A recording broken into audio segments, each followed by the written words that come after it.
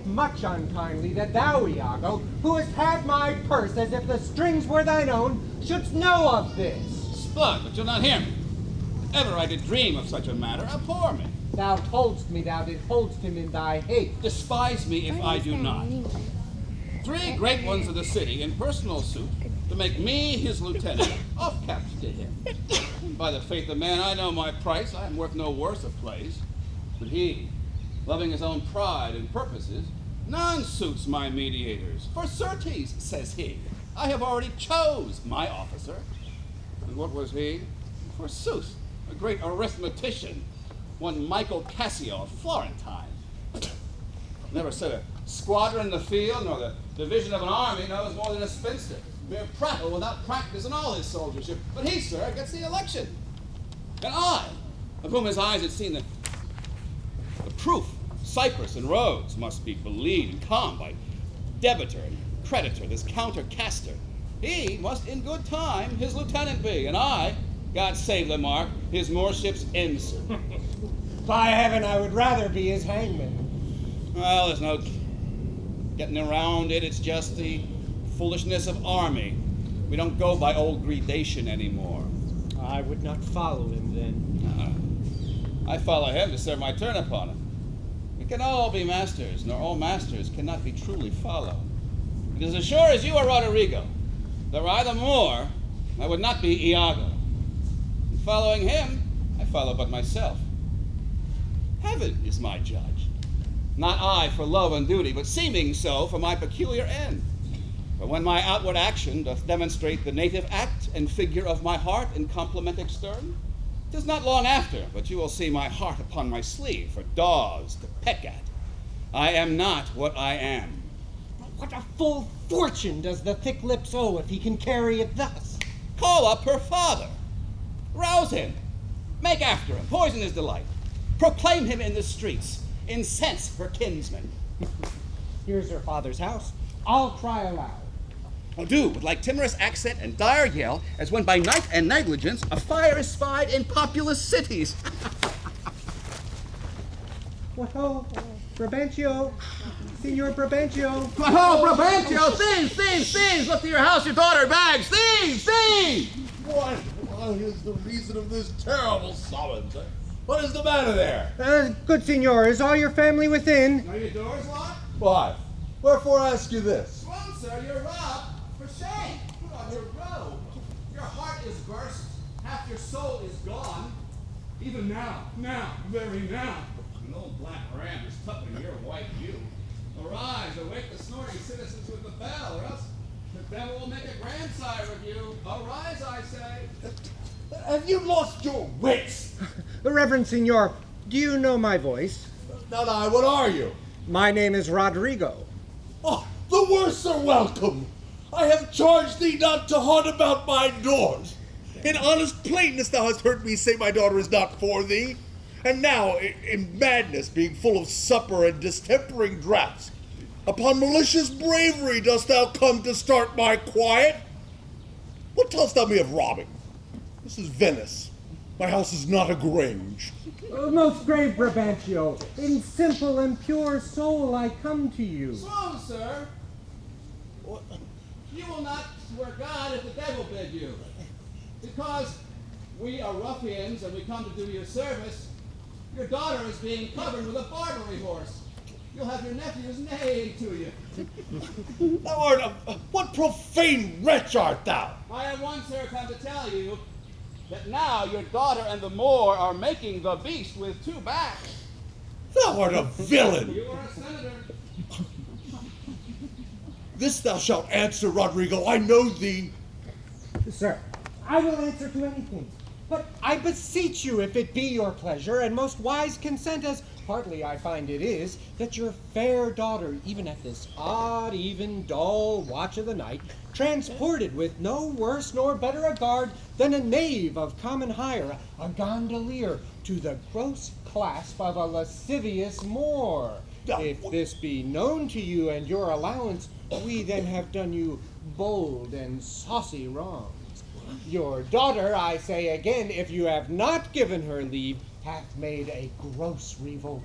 tying her duty, beauty, wit, and fortune in an extravagant and wheeling stranger of here and everywhere. Straight, satisfy yourself. If she be not in her room or in your chamber, let loose on me the justice of the state for having thus deluded you. Strike on the tinder! Ho! Give me a taper! Call up all my people! This accident is not unlike my dream. Belief of it oppresses me already. Light, I say, light! Farewell, for I must leave you. It is not meet nor wholesome to my place to be productive, as if I stay I shall, against the more. It is too true and evil. Gone she is. And what's to become of my despise in time is naught but bitterness.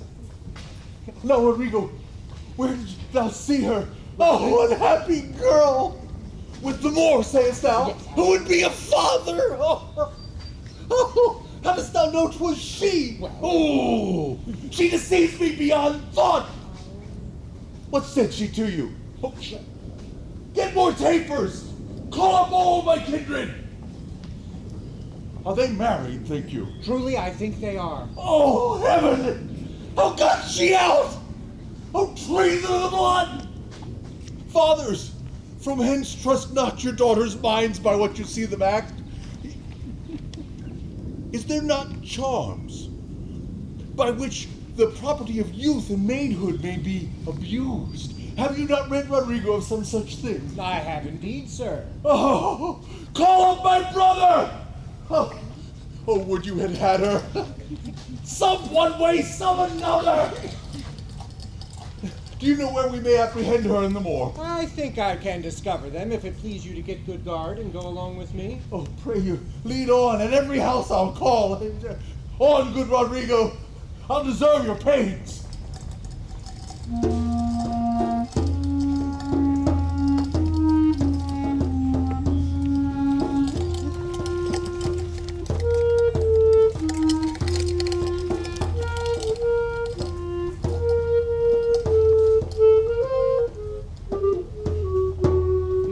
10 times I would have liked to have yerked him here under the ribs.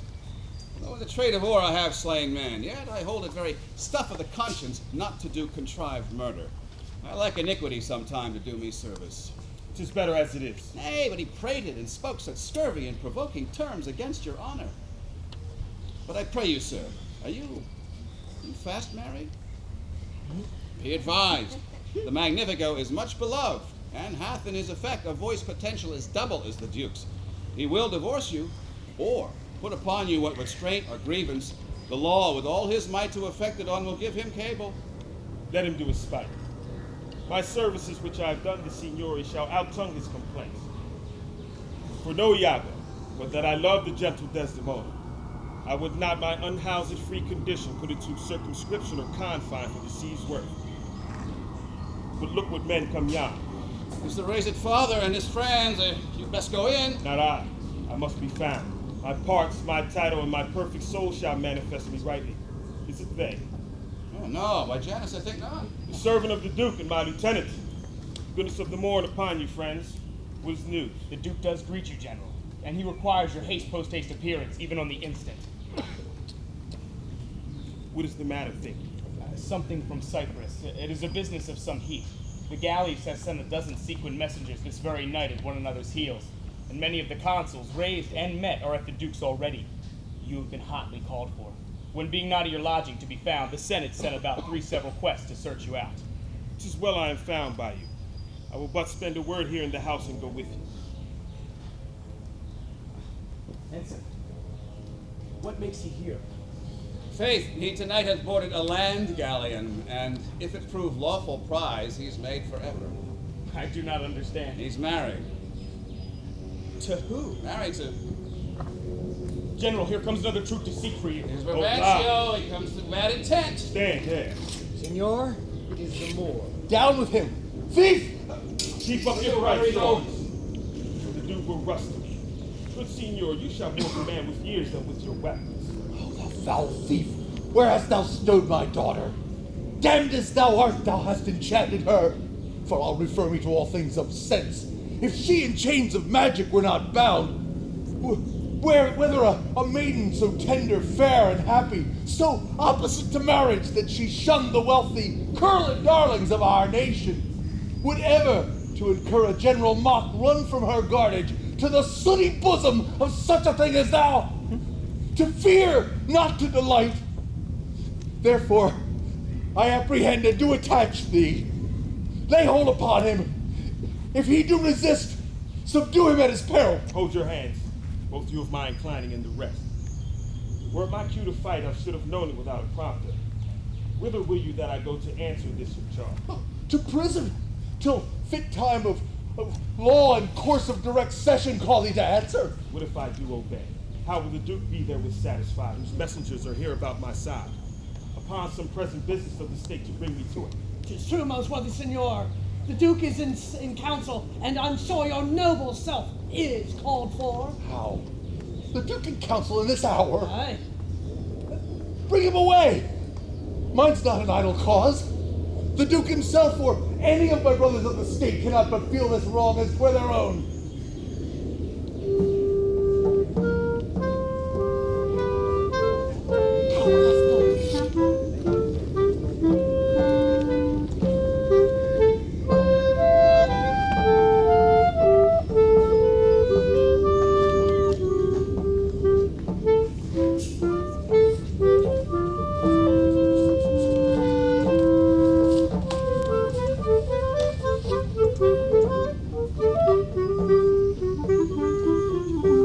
Composition in these news that gives them credit. Indeed, they're disproportioned. My letters say 107 galleys. And mine 140. And mine 200. But though they jump not on a just account, as in these cases where the aim reports 'tis off with difference, still they all confirm a Turkish fleet and bearing up to Cyprus. Nay, it's possible enough to judgment. I do not so secure me in the error, but the main article I do approve, in fearful sense. There is a message from the galleys. Now what's the business? The Turkish preparation makes for Rhodes. So is he bid report here to the state by Signor Angelo. How say you by this change? This cannot be. By no assay of reason. 'Tis a pageant to keep us in false gaze. Nay, in all confidence, he's not for Rhodes. Here is more news. The Ottomites, reverend and gracious, steering with due course toward the Isle of Rhodes, have there enjoyed them with an afterfleet. Aye, so I thought. How many as you guess? Of 30 sail, and now they do restem their backwards course, bearing with frank appearance their purposes towards Cyprus. Signor Montano, your trusty and most valiant servitor, with his free duty recommends you thus, and prays you to believe them. 'Tis certain then for Cyprus. Ah, here comes Brabantio and the valiant Moor. Valiant Othello, we must straight employ you against the general enemy Ottomite. Oh, I did not see you. Welcome, gentle signor. We lacked your counsel and your help tonight. So did I, yours. Good your grace pardon me. Neither my place nor aught I heard of business hath raised me from my bed, nor doth the general care take hold on me. For my particular grief is of so floodgate and o'erbearing nature that it engluts and swallows other sorrows, and yet it is still itself. Why, what's the matter? My daughter! Oh, my daughter! Dead? Aye, to me. She's abused, stolen from me, corrupted by spells and medicines bought of mountebanks.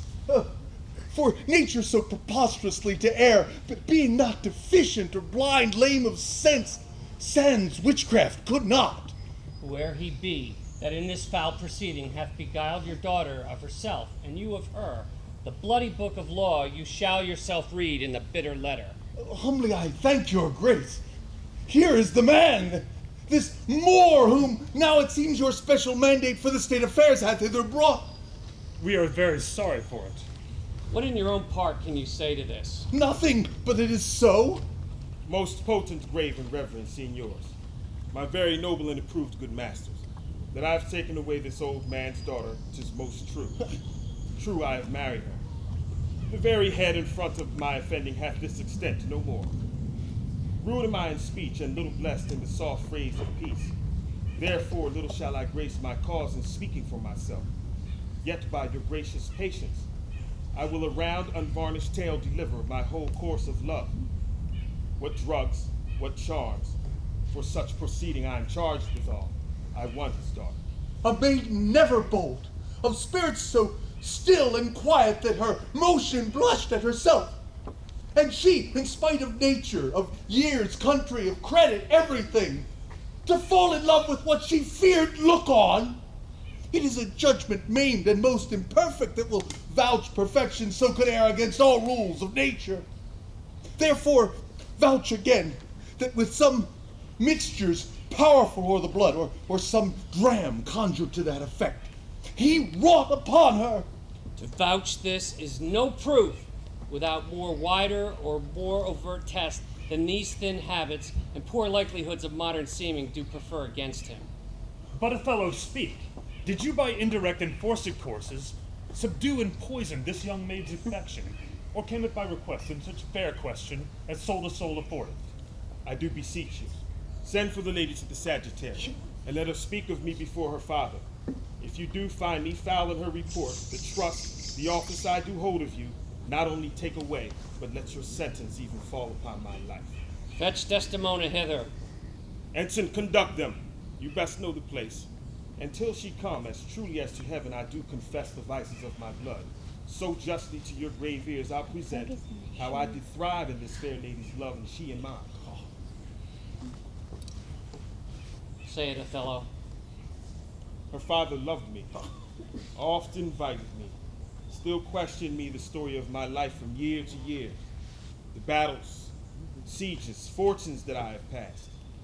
I ran it through, even from my boyish days to the very moment he bade me tell it, wherein I spoke of most disastrous chances, of moving accidents by flood and field, of being taken by the insolent foe and sold to slavery, of my redemption, yes.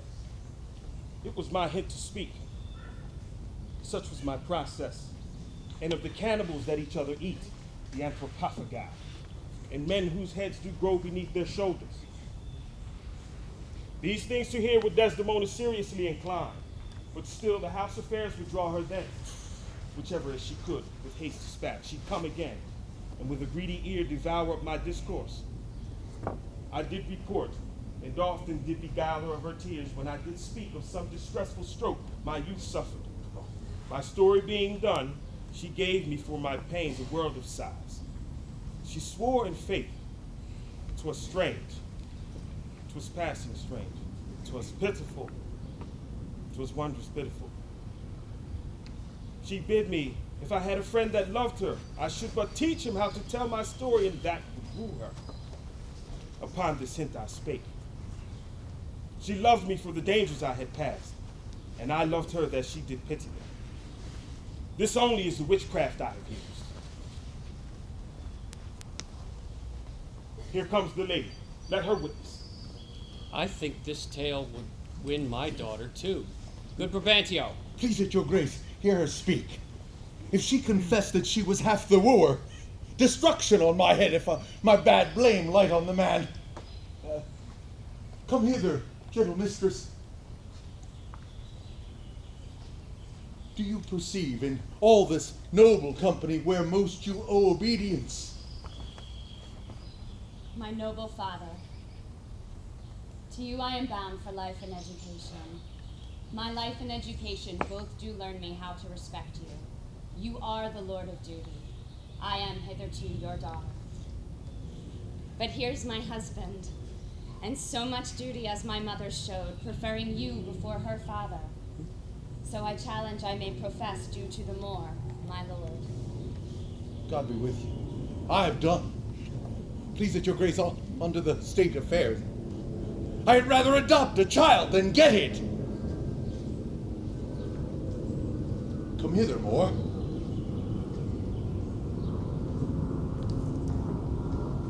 I here do give thee that with all my heart, which but thou hast already, with all my heart I would keep from thee.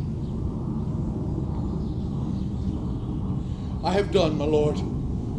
I humbly beseech you, proceed to the state affairs. The Turk, with the most mighty preparation, makes for Cyprus. Othello, the fortitude of this place is best known to you, and though we have there a substitute of most allowed sufficiency, yet opinion, a more sovereign mistress of effects, throws a more safer voice on you. You must therefore be content to slubber the gloss of your new fortune, with this more stubborn and boisterous expedition. I do undertake these present wars, Mr. Yarvice. Therefore, humbly bending to your state, I crave fit disposition for my wife. Such accommodation and resort as levels with her breeding. Why at her father's? I'll not have it so. Nor I. Nor would I there reside to put my father in impatient thoughts by being in his eye. Most gracious Duke, to my unfolding lend your prosperous ear, and let me find a charter in your voice to assist my simpleness. What would you, Desdemona? That I did love the more to live with him. My downright violence and storm of fortunes may trumpet to the world. My heart subdued even to the very quality of my lord. I saw Othello's visage in his mind, and to his honors and his valiant parts did I my soul and fortunes consecrate. So that, dear lords, if I be left behind a moth of peace, and he go to the war, the very rights for why I love him are bereft me, and I a heavy interim shall support by his dear absence. Let me go with him. Let her have your voice. Vouch with me, heaven, I beg it not to please the palate of my appetite. I will your serious and great business do when she is with me. Be it as you shall privately determine, either for her stay or going. The affair cries haste, and speed must answer it. You must away tonight. Tonight, my lord. This night, With all my heart. at 9 in the morning, here we'll meet again. Othello, leave some officer behind, and he shall our commission bring to you, and such things else of quality and respect as doth accord you. So please your grace my ensign, a man he is of honesty and trust. To his conveyance my wife, and with whatever else needful your good grace shall think to be sent after. Let it be so. Good night to everyone. And noble signor, if virtue no delight in beauty lack, your son-in-law is far more fair than black. Adieu, brave Moor. Use Desdemona well. Look to her more, if thou hast eyes to see. She has deceived her father, and made thee. My life upon her faith. Honest Iago, my Desdemona must I leave to thee. I pray thee, let thy wife attend on her, and bring them after in the best advantage. Come, Desdemona, I have but an hour of love, worldly matter and direction to spend with you. We must obey the time.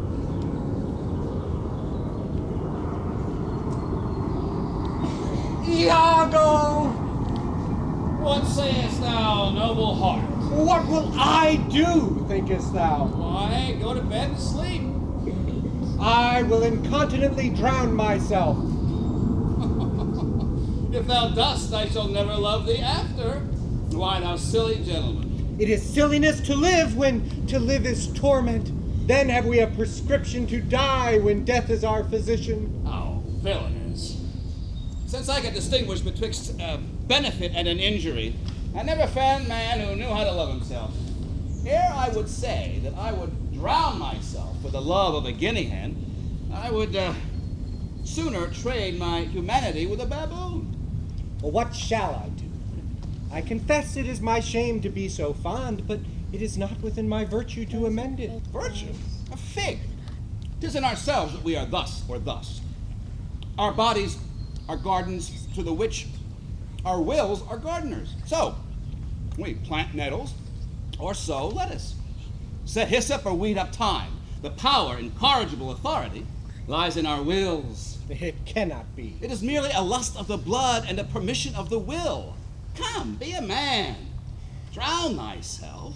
Drown cats and blind puppies. I profess me to be thy friend, and I confess me knit to thy deserving with cables of perdurable toughness. I could never better stead thee than now. Put money in thy purse. Follow thou the wars? Defeat thy favor with an usurped beard, I say. Put money in thy purse. It cannot be long that Desdemona should continue her love to the Moor. Put money in thy purse, nor he his to her. It was a violent commencement in her, and thou shalt see an answerable sequestration. Put but money in thy purse. These Moors are changeable in their wills. Fill thy purse with money. She must change for youth. When she is sated with his body, she will find the error of her choice. Therefore, put money in thy purse. If thou must need damn thyself, do it a more delicate way than drowning. Make all the money thou canst. If sanctimony and a frail vow betwixt an erring barbarian and a super subtle Venetian be not too much for my wits and all the tribe of hell, thou shalt enjoy her. Therefore, make money. It's better to hang, encompassing thy joy, and to drown thyself and go without her. Well, wilt thou be fast to my hopes if I depend on the issue? Thou art sure of me. Go, make money. I have told thee over and over, and I retell thee again. I hate the Moor. My cause is hearted. Thine hath no less reason. Let us be conjunctive in our revenge against him. If thou canst cuckold him, thou dost thyself a pleasure, me a sport. There are many events in the womb of time which will be delivered. Go, make money. Go, traverse. Provide thy money. We will have more of this tomorrow. Where shall I meet thee in the morning? At my lodging. I'll be with thee betimes. Go to, farewell. Dost thou hear, Roderigo? I'll sell all my land! Thus do I ever make my fool my purse. For mine own gain knowledge should profane if I would time expend with such a snipe, but for sport and profit. I hate the Moor. And it is thought abroad that twixt my sheets has done my office. I know not if it be true, but I, for mere suspicion of that kind, will do as if for surety. He holds me well, but better shall my purpose work on him. Now Cassio's a proper man. Let me see now, to get his place and plume up my will in double knavery. How? Let's see. After some time, to abuse Othello's ear, that he is too familiar with his wife. He hath a person in a smooth disposed to be suspected, framed to make women false. The Moor is of a free and open nature that thinks men honest that would seem to be so, and will as tenderly be led by the nose as asses are. I have it. 'Tis engendered. Hell and night must bring this monstrous birth to the world's light.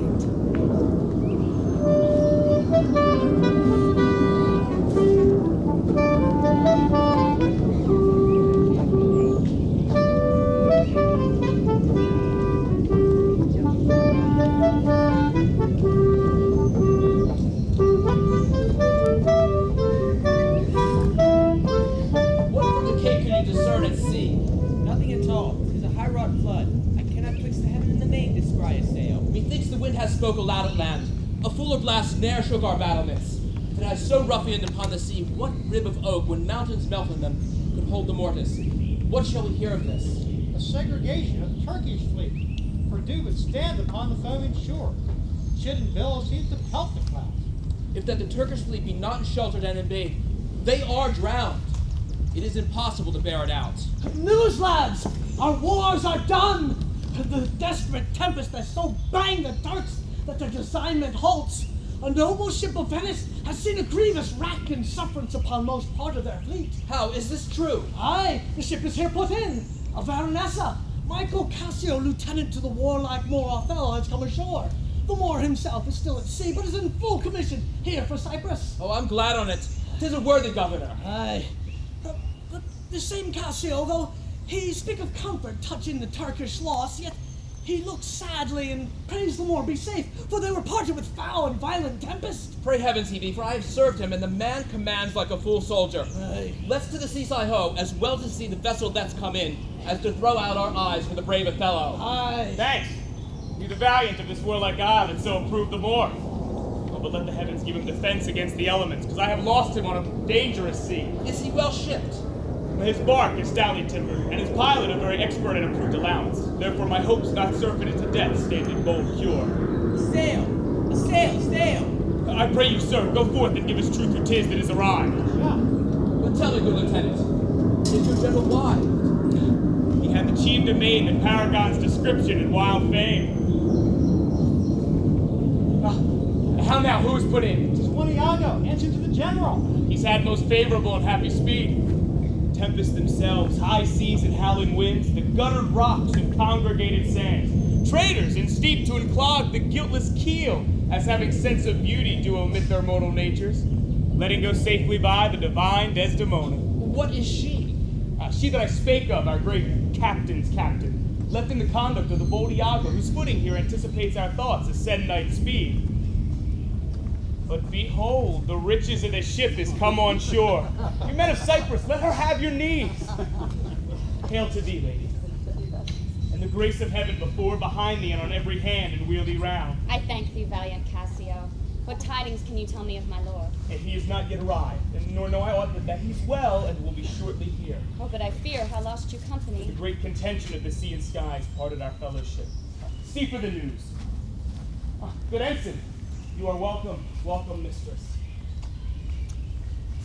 Let it not gall your patience, good Iago, that I extend my manners. 'Tis my breeding that gives me this bold show of courtesy. Sir, if she would give you as much of her lips as of her tongue, she oft bestows on me. You would have enough. Alas, she has no speech. In faith, too much. I find it still when I have list to sleep.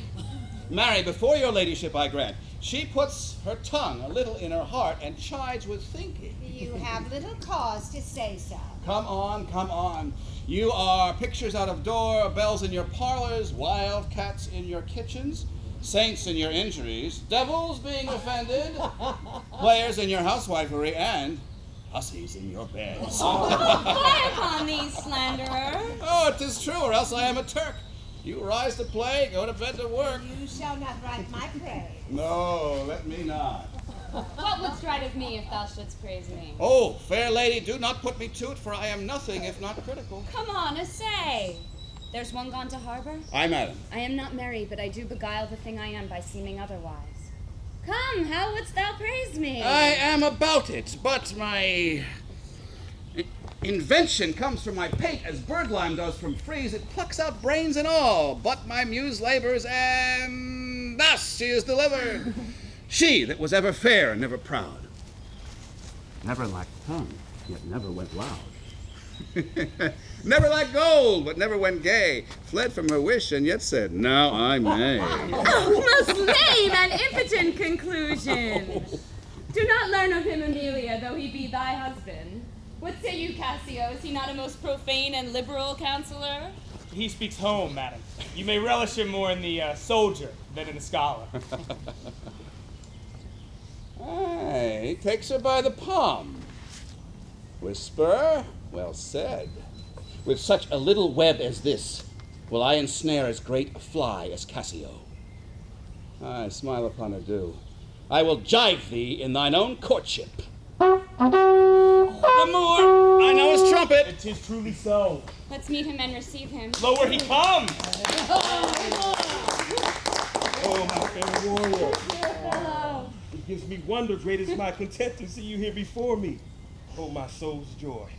If after every tempest comes such calms, may the winds blow till they have wakened death. If it were now to die, 'twere now to be most happy, for I fear my soul hath her content. The heavens forbid but that our loves and comforts should increase, even as our days do grow. Amen to that, sweet powers. I cannot speak enough of this content. It stops me here. It is too much of joy. And this, may the greatest discords be that e'er our hearts shall make. Come, let us to the castle. News, friends, the wars are done, the Turks are drowned. How does my old acquaintance of this eye? My lord. Honey, you shall be well desired in Cyprus. I have found great love amongst them. Oh, my sweet, I prattle out of fashion, and I dote in mine own comforts. Pray thee, good Iago, go to the bay and disembark the coffers. Come, Desdemona. Once more, well met at Cyprus.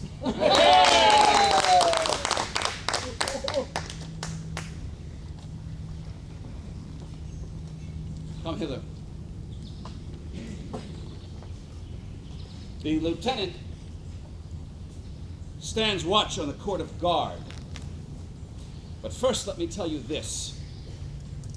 Desdemona is directly in love with him. With him? Why, that is not possible. Lay thy finger thus, and let thy soul be instructed. Mark me with what violence she first loved the Moor, but for bragging and telling her fantastical lies. Will she love him still, but for prating? Let not thy discreet heart think it. Her eye must be fed, and what delight can she have to look upon the devil? Very nature will instruct her in it, and compel her to some second choice. Now, sir, this granted, who stands so eminent in the degree of fortune as does Cassio? Why, none. Why, none. The knave is young, handsome, hath all those requisites that folly and green minds look after. A complete pestilent knave. And the woman hath found him already. Oh, I cannot believe that in her. She's full of most blessed condition. Blessed fig's end. The wine she drinks is made of grapes. If she were blessed, she would never have loved the Moor. Blessed pudding. Does not see how he should paddle the palm of his hand? Does not mark that? Oh, yes, that I did, but that was but courtesy. Lechery by this hand. An obscure index and prologue to a history of lust and foul thoughts. Their lips were so close, their breaths embraced together. Villainous thoughts, Roderigo, pish! But be you ruled by me. I brought you from Venice. The command I'll lay upon you for the watch. Cassio knows you not, I will not be far away. Do you find some occasion to anger Cassio by tainting his discipline, or speaking too loudly, or whatever course you please? Well, sir, he is full of temper, and happily may strike at you. Provoke him that he may, for even out of that will I cause those of Cyprus to mutiny, and you shall have a shorter journey to your desires. I will do this, if you can bring it to any opportunity. I warrant thee. Meet me by and by at the citadel. I must fetch his necessaries ashore. Farewell. Adieu. That Cassio loves her, 'tis well believed. That she loves him, 'tis apt and of great credit. The Moor, howbeit I endure him not, is of a constant loving and noble nature, and will, no doubt, prove to Desdemona a most dear husband. Now, I do love her too, not out of absolute lust, though peradventure I stand accountant for as great a sin, but partially led to diet my revenge. For I do suspect the lusty Moor hath leapt into my seat, the thought whereof doth like a poisonous mineral gnaw at my innards, and nothing can or shall content my soul until I am evened with him, wife for wife. Or, failing so, yet that I put the Moor at least into a jealousy so strong that judgments cannot cure. I'll have our Michael Cassio on the hip, abuse him to the rank in the rank guard to the Moor, for I do fear Cassio with my nightcap too. Make the Moor thank me, reward me, and love me for making him egregiously an ass, and practicing upon his peace and quiet even unto madness. 'Tis here, but yet confused. Villainy plain face is never seen till used.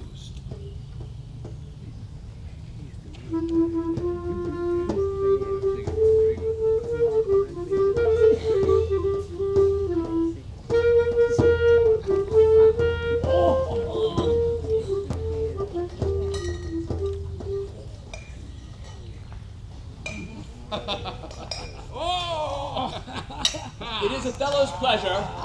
It is Othello's pleasure, our noble and valiant general, that upon certain tidings having arrived, importing the mere perdition of the Turkish fleet, that every man should put himself into triumph.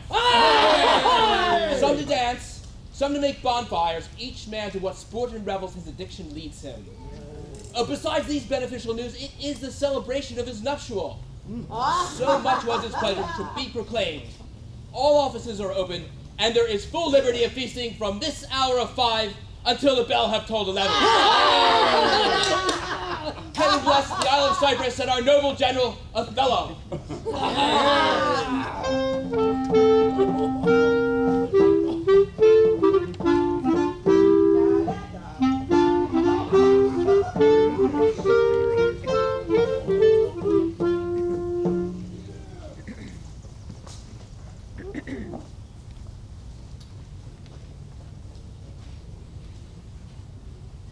Good Michael, look you to the guard tonight. Let's teach ourselves that honorable stop, not to outsport discretion. Iago hath direction what to do, but notwithstanding with my personal eye will I look to. Iago's most honest. Good night, Michael. Tomorrow with your earliest, let me have speech with you. Come, Desmond. Welcome, Iago. We must have the watch. Not at this hour, Lieutenant. 'Tis not yet 10 of the clock. Our general has cast us thus early for the love of his Desdemona, who therefore let us not blame. He has not made wanton the night with her, and she is sport for Jove. She's a most exquisite lady. What an eye she has!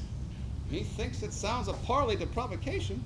Oh, an inviting eye, and yet methinks right modest. And when she speaks, is it not an alarm to love? She is indeed perfection. Well, happiness to their sheets. I have a stoup of wine. Come with me. And a brace of Cyprus gallants without would fain drink a health to Black Othello. Not tonight, good Iago. I have very poor and unhappy brains for drinking. I could well wish courtesy would invent some other custom of entertainment. But oh, they are our friends. But 1 cup, I'll drink for you. I had drunk but 1 cup tonight, and that was craftily qualified too. And behold what innovation it makes here. No, I am unfortunate in the infirmity and dare not test my weakness with any more. What, man? 'Tis a night of revels. The gallants desire it. Where are they? They are here at the door. I pray you bring them in. I'll do it, but it dislikes me. If I can fasten but 1 cup upon him with that which he hath drunk tonight already, he'll be as full of quarrel and offense as my young mistress's dog. Now, my sick fool Roderigo, whom love hath turned almost the wrong side out, hath tonight caroused to Desdemona potations pottle deep, and he's to watch. 3 else of Cyprus, noble swelling spirits, the very element of this warlike isle, have I tonight flustered with flowing cups, and they watch too. Now, mongst this flock of drunkards, will I put our Cassio into some action that may offend the isle. But here I come. If circumstance but approve my dream, I both sail freely, both with wind and stream. For God, they have given me a rouse already. Good faith, a little one, not past the pint, as I am a soldier. Some wine, boys. And let me the cannikin clean. Let me the cannikin clean. A soldier's a man in my life with a span, and then let a soldier drink. Oh, and let me the cannikin clean. A soldier's a man in man's life with a span, and then let a soldier drink. Forgot an excellent song. I heard it in England, but you know, they are most potent in potting.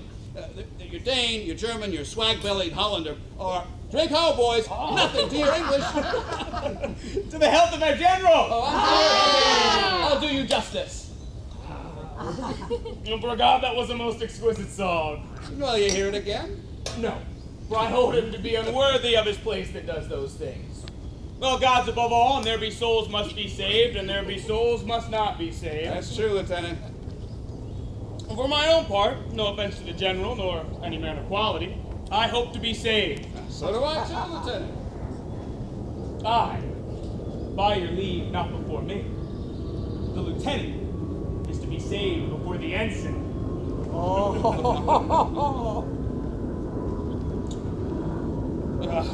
Let's have no more of this. It's to our affairs. God forgive us our sins, gentlemen. Let's look to our business. Do not think, gentlemen, that I am drunk. This is my ensign. This is my left hand. This is my right. I can stand well enough, and I speak well enough. Excellent, well, sir. Very well, then. Do not think, gentlemen, that I... Do not think that I am drunk! To the platforms, masters. Aye. Come, let us set the watch. You see the fellow that has gone before. And he's a soldier, fit to stand by Caesar and give direction. Yet see you but his vice. I do fear the trust Othello puts him in at some odd time of his infirmities will shake this island. Is he often thus? 'Tis evermore his prologue to his sleep. It were well the general were put in mind of it. Perhaps he sees it not, or his good nature prizes the virtue he sees in Cassio, and looks not upon his evils. Is not this true?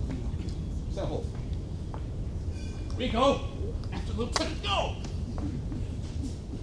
And 'tis a great pity that the noble Moor should hazard such a place as his own second to one with an engraft infirmity.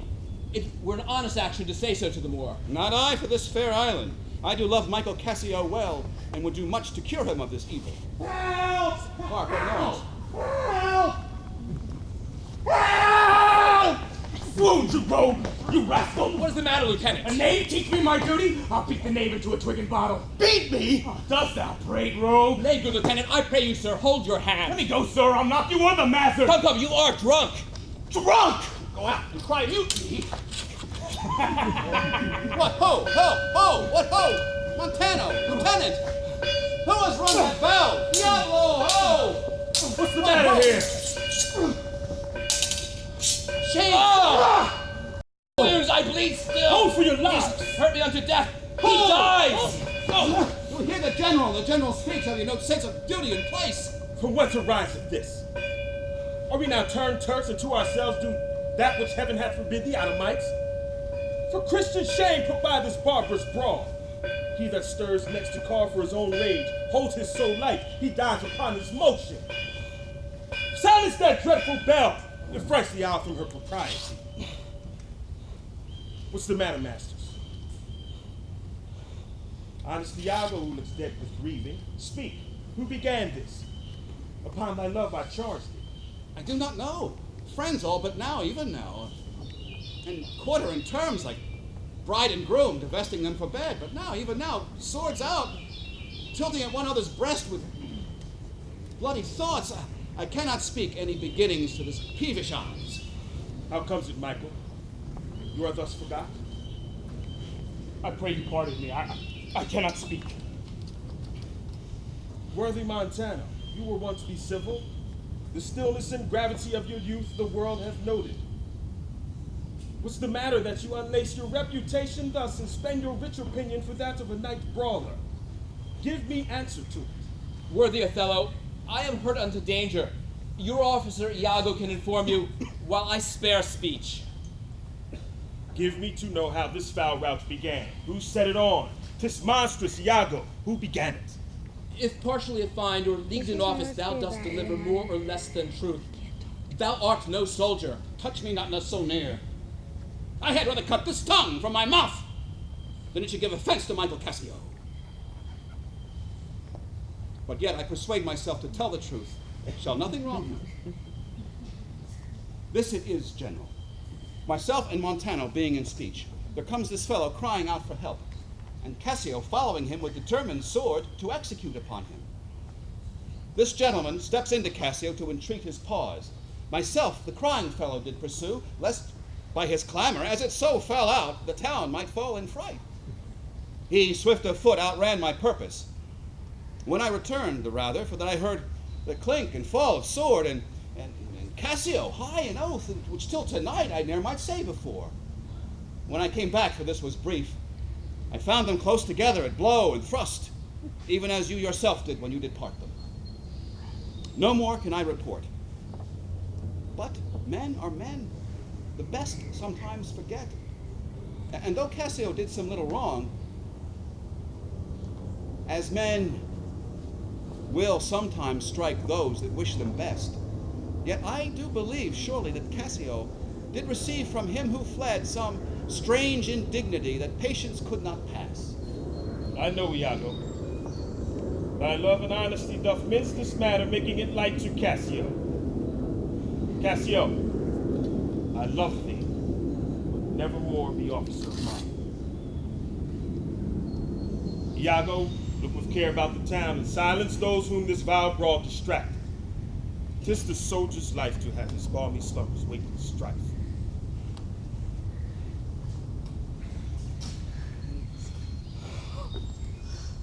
What? Are you hurt, Lieutenant? Aye. Past all surgery. Why, Mary, God forbid. Reputation, reputation, reputation. I have lost my reputation. I have lost the immortal part of myself, and what remains is bestial. My reputation, Iago, my reputation. As I am an honest man, I had thought that you did receive some bodily wound. That makes more sense than reputation. Reputation is an idle and most false imposition, oft got without merit and lost without deserving. You have lost no reputation at all, unless you repute yourself such a loser. Why, man, there are other ways to win the general again. You are but now cast in his mood, a punishment more in policy than in malice, much as you would beat an offenseless dog to fright an imperious lion. Sue to him again, and he's yours. I would rather sue to be despised than to deceive so good a commander with so slight, so drunken, and so indiscreet an officer. What was he that you followed with your sword? What had he done to you? I know not. Is it possible? I remember a mass of things, but nothing distinctly. A quarrel, but nothing wherefore. That men should put an enemy in their mouths to steal away their brains. That we should with joy, revel, pleasance, and applause transform ourselves into beasts. But you are now well enough. How came you thus recovered? It hath pleased the devil drunkenness to give place to the devil wrath. One unperfectness shows me another, to make me frankly despise myself. Come. You are too severe a marveler. As the time, the place, and the condition of this country stands, I had surely wished this had not so befallen. But since it is as it is, use it for your own merit. I will ask him for my place again. He will tell me I am a drunkard. To be now a sensible man, by and by a fool, and presently a beast. Every inordinate cup is unblessed. The ingredient is a devil. Come. Good wine is a good familiar creature if it be well used. Exclaim no more against it. But, good lieutenant, I think you think I love you. I have well approved it, sir. I'm drunk. You or any man living may be drunk at a time. I'll tell you what you shall do. Our general's wife is now our general. Now, I may say this with respect that he hath devoted and given up himself to the contemplation, mark, and denotement of her parts and graces. Confess yourself freely to her. Importune her to put you in your place again. She is of so free, so apt, so blessed a disposition, that she holds it a vice in her goodness not to give more than is requested. This broken joint between you and her husband, entreat her to splinter. And my fortunes against any lay worth naming, this crack in your love shall be stronger than it was before. You advise me well. I protest in the sincerity of love and honest kindness. I think it freely. And betimes in the morning I will beseech the virtuous Desdemona to undertake for me. I am desperate of my fortunes if they check me here. You are in the right, Lieutenant. I must to the watch. Farewell. Good night. Honest Iago.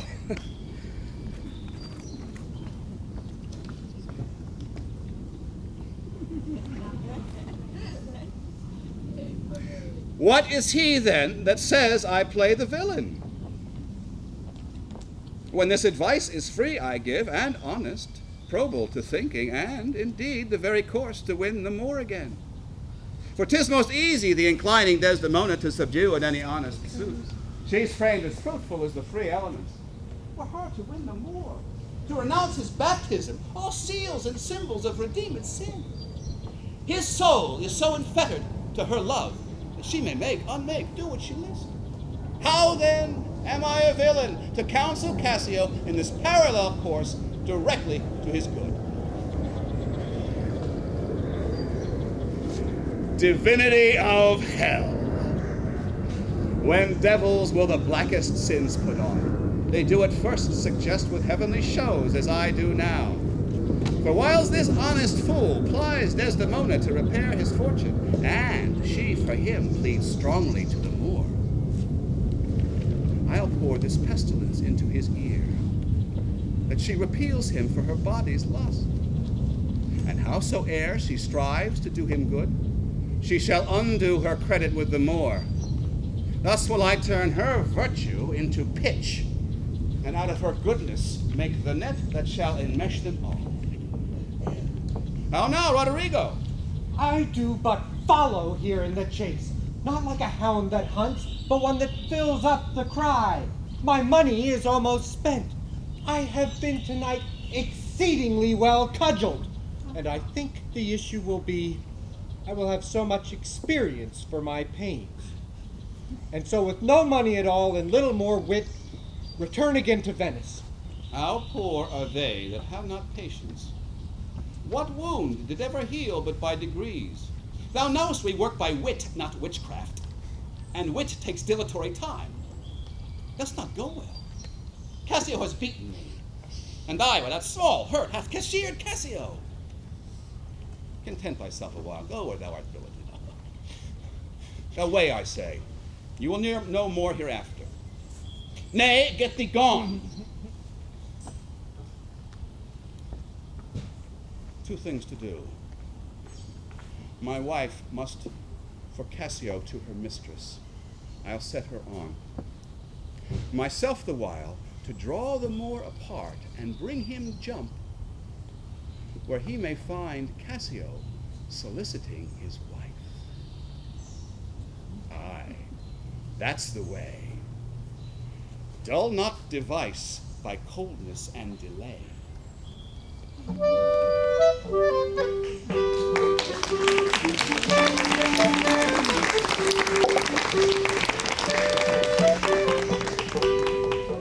Dost thou hear, my honest friend? No, no, sir, I hear not your honest friend. I hear you. Prithee, keep up thy quillets. There's a poor piece of gold for thee. Now, if the gentlewoman that attends the general's wife be stirring, tell her there's one Cassio entreats her a little favor of speech. Wilt thou do this? She is stirring, sir. And if she will stir hither, I shall notify unto her to come to you. Do, good my friend.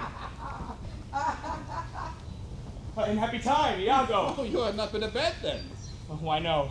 The day had broke before we parted. I have made bold, Iago, to send in to your wife. My suit to her is that she will to virtuous Desdemona procure me some access. I'll send her to you directly.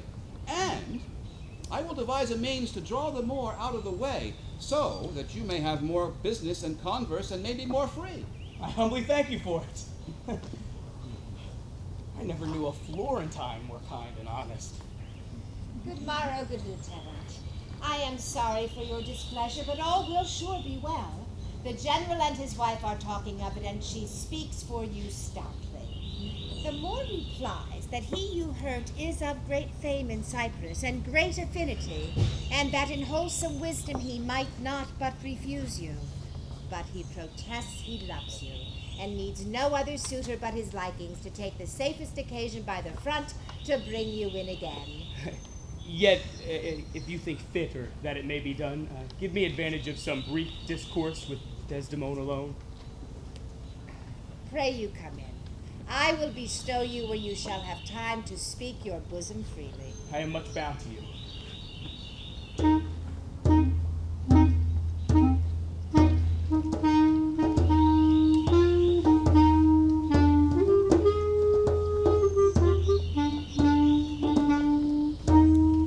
Letters give Iago to the pilot, and by him do my duties to the Senate.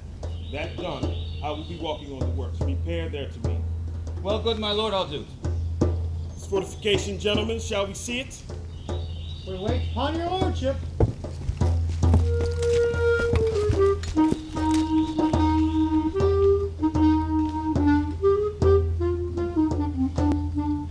Be thou assured, Cassio, I will do all my abilities in thy behalf. Good madam, do. I warrant it grieves my husband as if the cause were his. Oh, that's an honest fellow.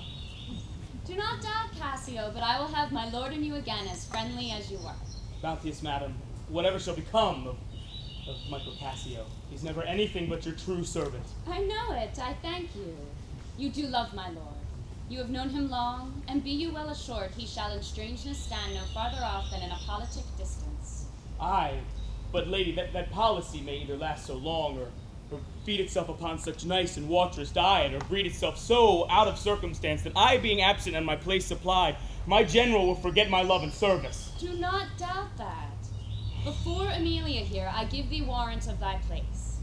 Assure thee, if I do vow a friendship, I'll perform it to the last article. My lord shall never rest. I'll watch him tame and talk him out of patience. His bed shall seem a school, his board a shrift.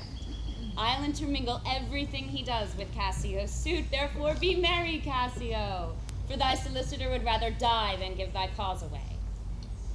Madam, thy lord is coming. Madam, I will take my leave. Why, stay and hear me speak. Not now, madam. I am very ill at ease, unfit for my own purposes. Well, do your discretion.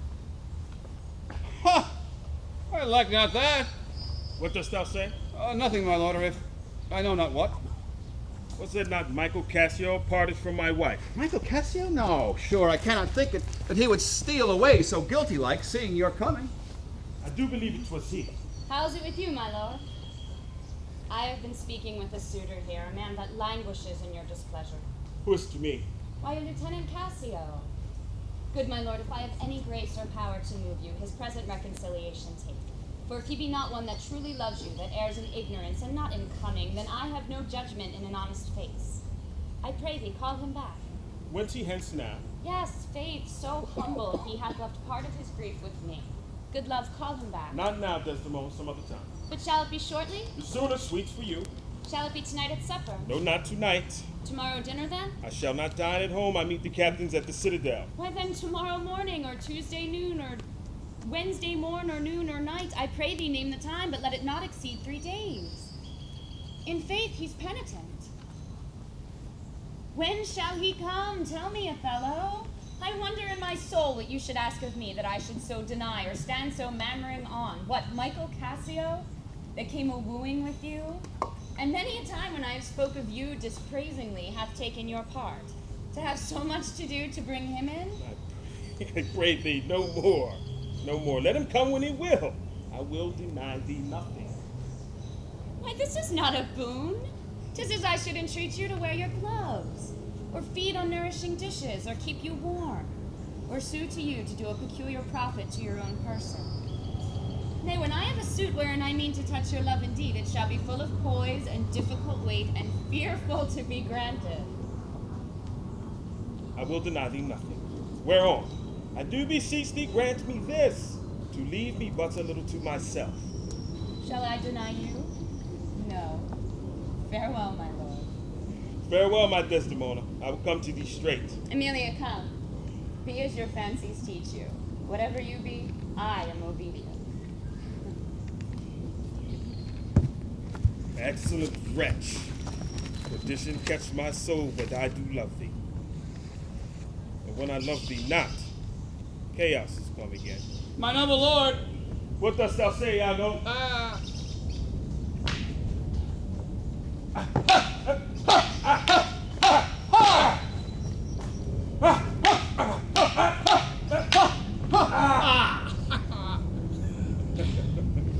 Did Michael Cassio, when you wooed my lady, know of your love? He did from first to last. Why dost thou ask? But for a satisfaction of my thought, no further harm.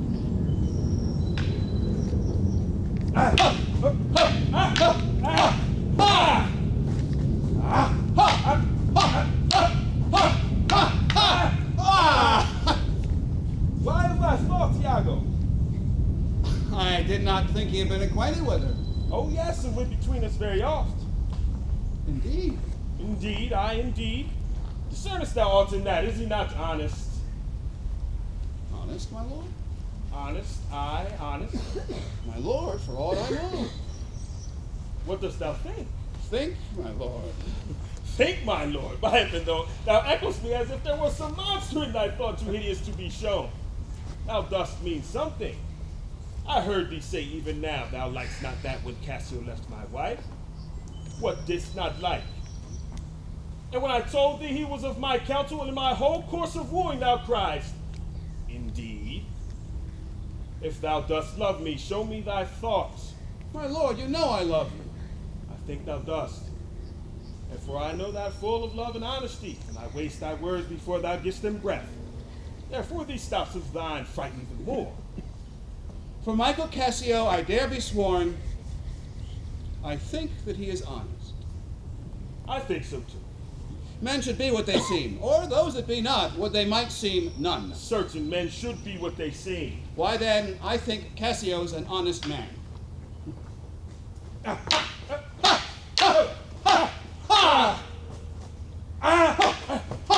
Nay, yet there's more in this. I pray thee speak to me as to thy thinkings.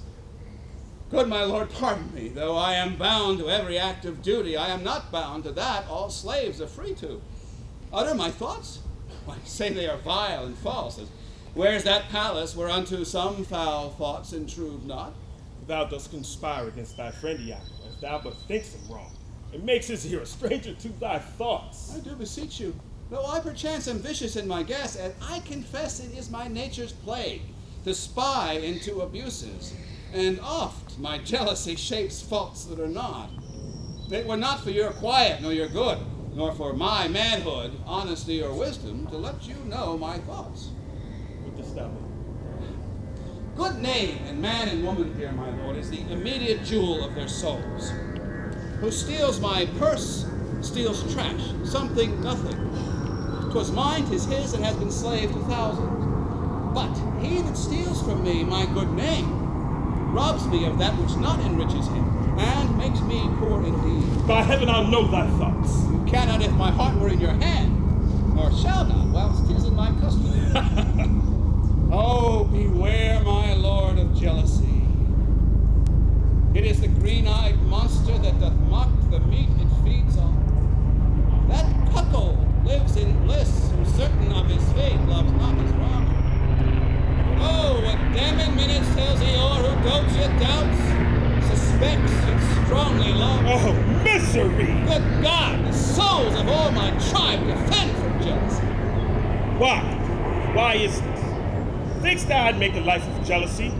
To follow still the changes of the moon with fresh suspicions? No. To be once in doubt is once to be resolved.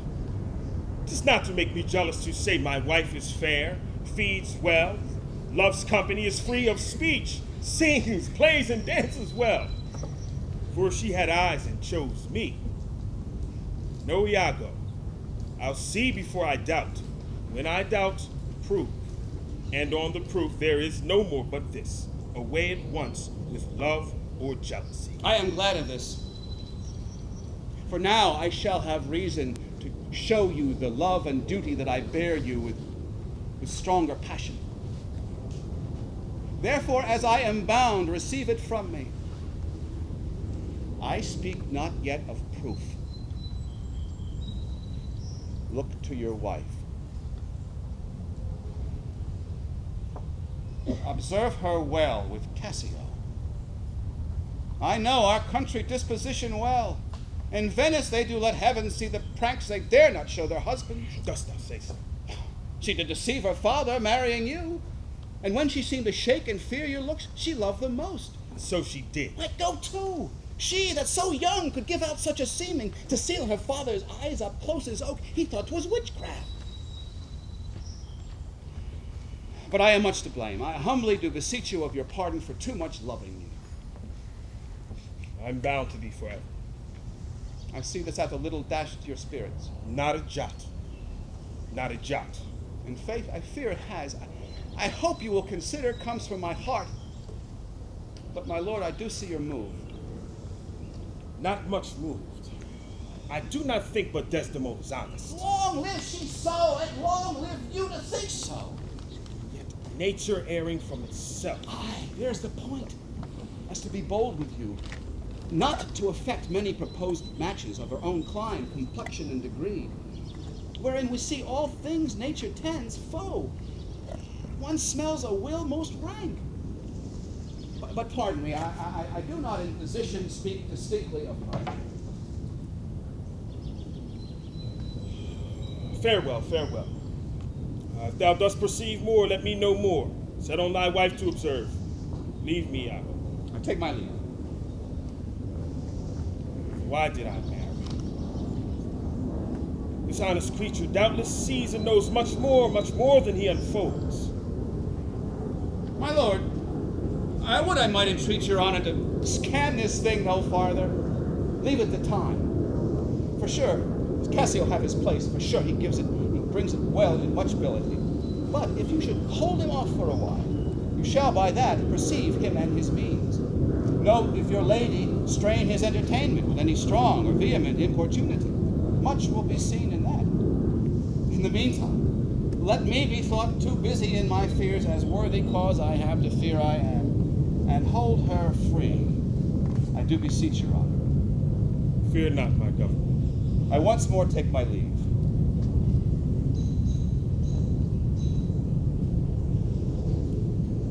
This fellow's of exceeding honesty, and doubtless knows all qualities, and learned spirit of human dealings.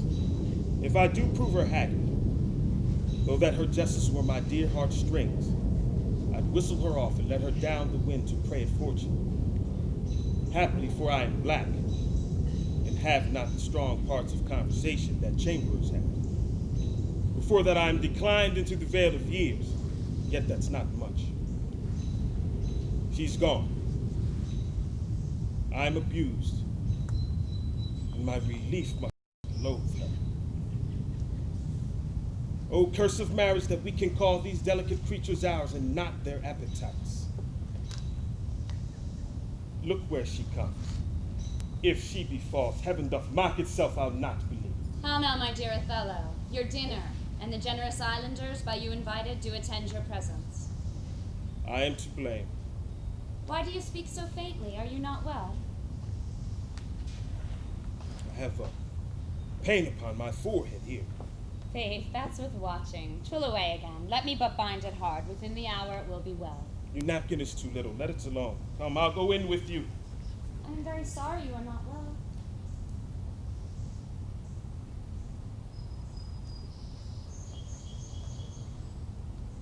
I am glad I have found this napkin. And this was her first remembrance from the moor.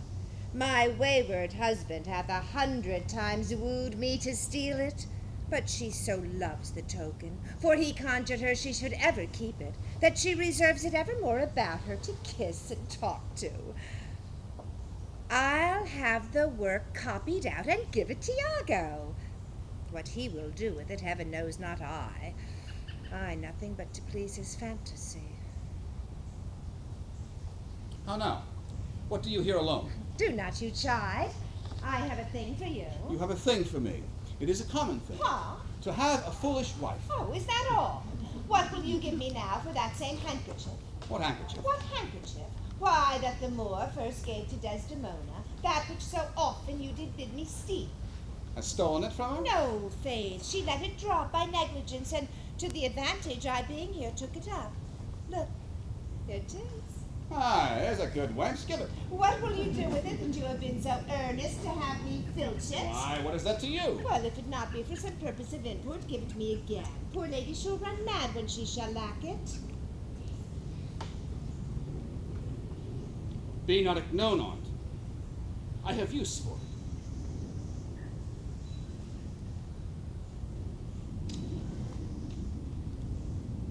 Go, leave me.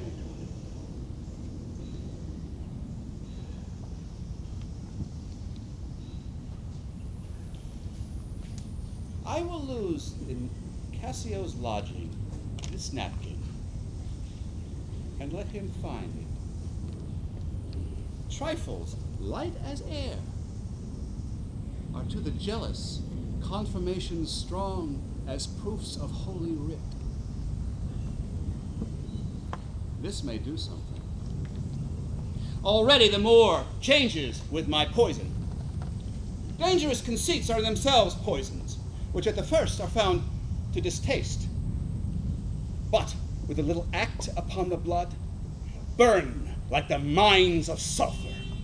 I did say so. Look where he comes.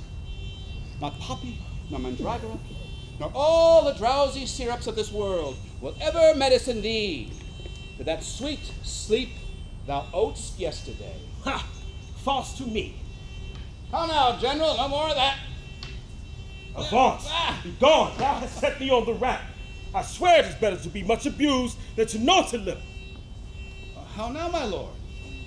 What sense had I of her stolen hours of lust? I saw it not. I thought it not. It harmed not me. I slept the next night well, fed well, was free and merry. I found not Cassio's kisses on her lips. He that is robbed, not wanting what is stolen, let him not know it, and he's not robbed at all. I am very sorry to hear this. I'd been happy if the general camp, pioneers and all, had tasted her sweet body, so I had nothing known. But now forever farewell the tranquil mind. Farewell content. Farewell the plumed troops and the big wars that make ambition virtue. Farewell the royal banner and all quality of pride, pomp, and circumstance of glorious war. Farewell, Othello's occupations gone. Is it possible, my lord? Villain! Be sure thou prove my love a whore. Be sure of it. Give me the ocular proof, or by the worth of mine eternal soul, thou hast been better been born a dog than to answer my wicked wrath. My lord, has it come to this? Make me to see it, or at least so prove it that the probation bear no hinge nor loop to hang it down on, or woe upon thy life.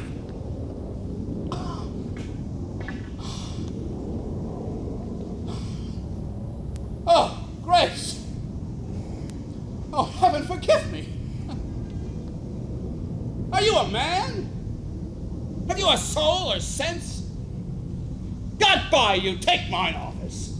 Oh, wretched fool! That lives to make his honesty a vice! Oh, monstrous world, take note, O world! To be direct and honest is not safe. I thank thee for this profit, for from hence I'll love no friend, sith love breeds such offense. Nay, stay. Thou shouldst be honest. Oh, I shall be wise, for honesty's a fool that loses that it works for. By the word, I think my wife be honest, and I think she is not.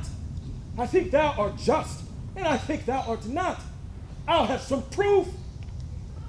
I'll not endure it when I were satisfied. I see you are eaten up with passion. I do repent me that I put it to you. You would be satisfied? Would, nay, and I will. And may. But how? How satisfied? Would you, the supervisor, grossly gape on and behold her top? Death and damnation. It is impossible that you should see this. Were they as prime as goats, as hot as monkeys, as salt as wolves in pride, and fools as gross as ignorance made drunk?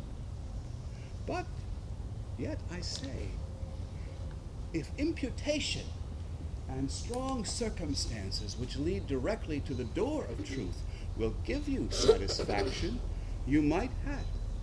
Give me a living reason she's disloyal. I do not like the office. But, sith I am entered in this cause thus far, pricked to it by foolish honesty and love, I will go on. I lay with Cassio lately. Being troubled with a raging tooth, I could not sleep. There are some men who are so loose of soul that in their sleeps will mutter their affairs. One of this kind is Cassio. In sleep I heard him say, "Sweet Desdemona, let us be wary, let us hide our loves." And then would he grip and wring my hand and cry, "Oh, sweet creature," and then kiss me hard, and then sigh and kiss and cry, "Oh, cursed fate that gave thee to the moon." Monstrous, monstrous. Nay, this was but his dream. This denoted the foregone conclusion. 'Tis a shrewd doubt, though it be but a dream. And it may help to thicken other proofs that do demonstrate thinly. I'll tear her to pieces. Nay, yet be wise. Yet we see nothing done. She may be honest yet. Tell me but this. Have you not sometimes seen a handkerchief spotted with strawberries in your wife's hand? I gave her such a one. It was my first gift. I know not that, but such a handkerchief, I'm sure it was hers. Did I see her give Cassio, and he wiped his beard with it today? If it be that. If it be that, or any that was hers, it speaks against her with the other proofs. Oh, that the slave had 40,000 lives. One is too poor, too weak for my great revenge. Now do I see it is true. Look here, Iago. All my fond love thus do I blow to heaven. It's gone. Arise, black vengeance. Now yet be content. Blood. Blood. Blood. Be patient, your mind may change. Never, Iago, like to the Pontic's heave, and so my bloody thoughts with violent place shall ne'er look back. Ne'er am too humble love to a capable love swallow them up. Now my young mortal heaven is due reverence of a sacred vow. Here against my word. Do not rise yet. Witness, you ever-burning lights above. Witness that here Iago doth give up the execution of his wit, hands, and heart to wronged Othello's service. Let him command, and to obey shall be in me whatever remorse and bloody business ever. I greet thy love, not in vain thanks, but with acceptance, bounties, and pardon instant. Put thee to it. Within these 3 days, let me hear thee say that Cassio's not alive. My friend is dead, 'tis done at your request, but let her live. Damn her. You minx. Damn her. Come go with me apart. I will withdraw to furnish me with some swift means of death for the fair devil. Now art thou my lieutenant. I am your own forever.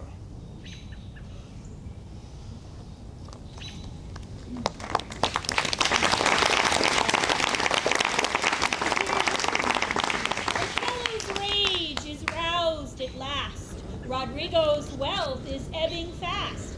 Cassio's can, Iago's won. Is it enough? Is evil done? Desdemona's hopes are very few. Emilia hasn't got a clue.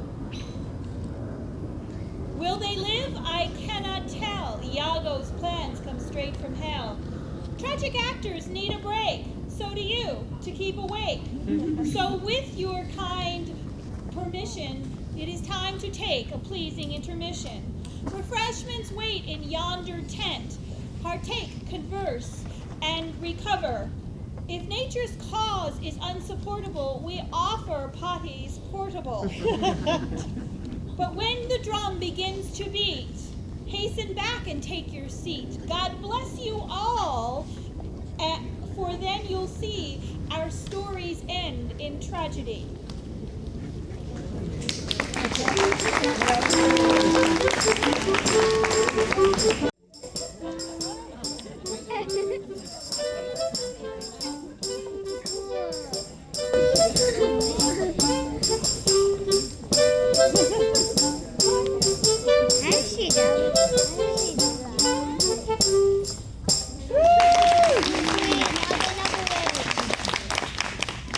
Do you know, woman, where Lieutenant Cassio lies? Madam, I dare not say he lies anywhere. Why? Well, he's a soldier, madam. And to say a soldier lies, 'tis stabbing. Go to, where lodges he? To tell you where he lodges is to tell you where I lie. Can anything be made of this? I know not where he lodges, madam. And for me to devise a lodging and say, he lies here or he lies there, 'twould lie in mine own throat. Can you inquire him out and be edified by report? I will catechize the world for him. That is, ask questions, and by them answer. Go seek him. Tell him I have moved my lord on his behalf and hope all will be well. This is within the compass of woman's wit. Therefore, I will attempt the doing of it.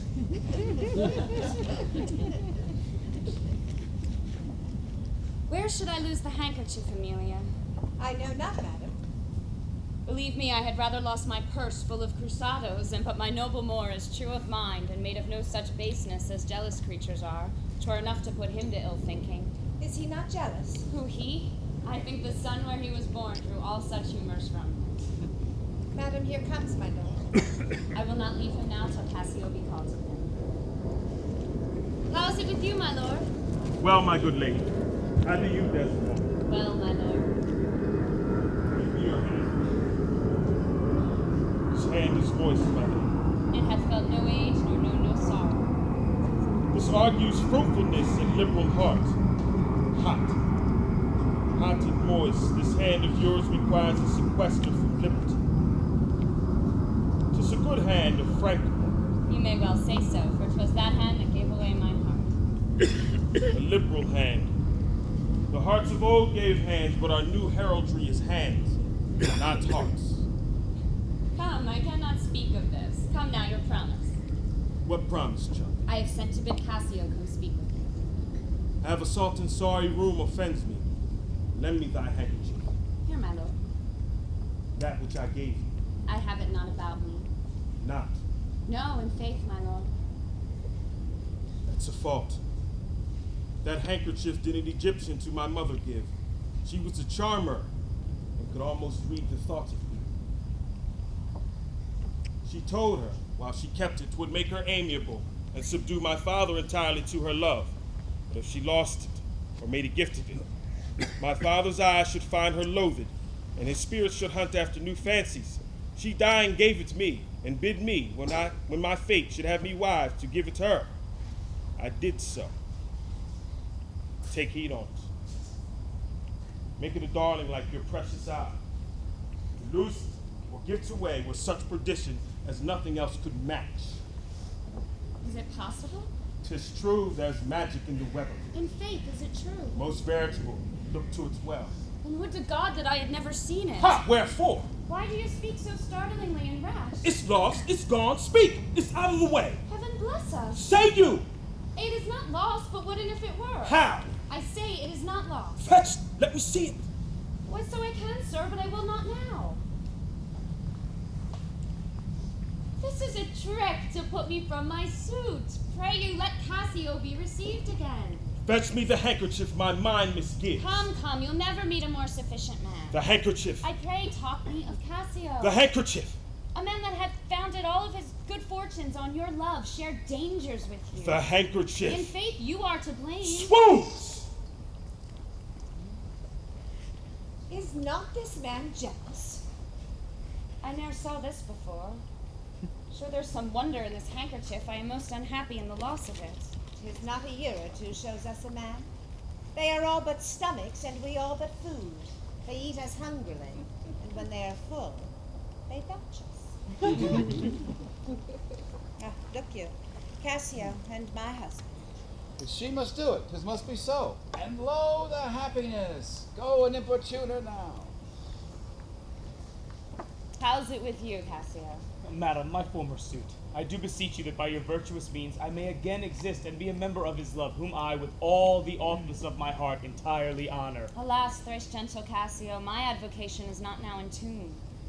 My lord is not my lord, nor should I know him were he in favor as in humor altered.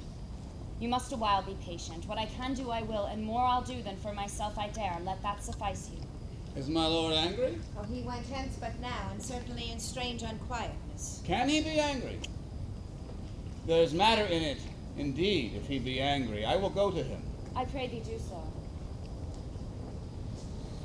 Something sure of state, either from Venice or some unhatched practice made demonstrable here in Cyprus to him, hath puddled his clear spirit.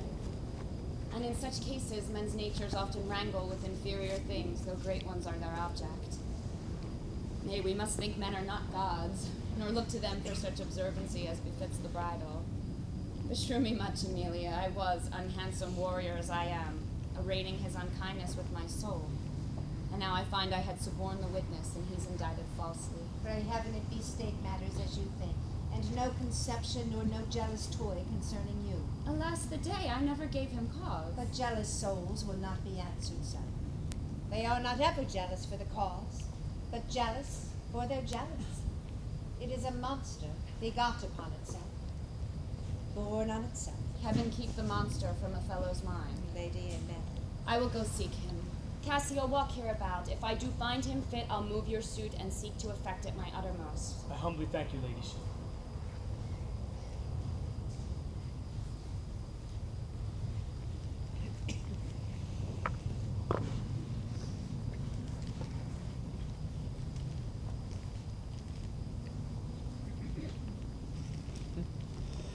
Save you from Cassio!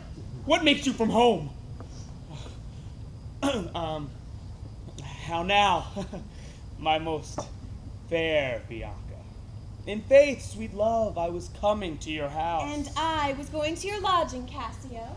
What, keep a week away? 7 days and nights, 8 hours, and lovers' absent hours, more tedious than the dial 8 times. Oh, weary reckoning.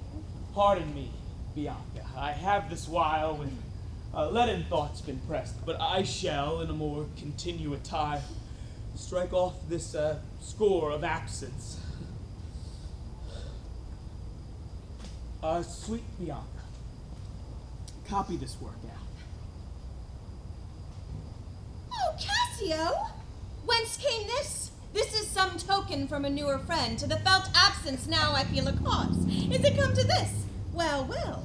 Go to, woman. Throw your vile guesses in the devil's teeth from whence you have them. You are jealous now that this is from some mistress, some remembrance. No, by my faith, Bianca. Why? Whose is it? I know not neither. I found it in my chamber. I like the work well. Now, ere it be demanded, as like enough it will, take it, do it, and leave me for this time. Leave you? Wherefore? I do attend here on the general, and think it no addition nor my wish to have him see me woman. Why, I pray you? Not that I love you not. But that you do not love me. I pray you, bring me on the way a little, and say if I shall see you soon at night. 'Tis but a little way that I can bring you, for I do attend here. But you'll see me soon. 'Tis very good. I must be circumstanced.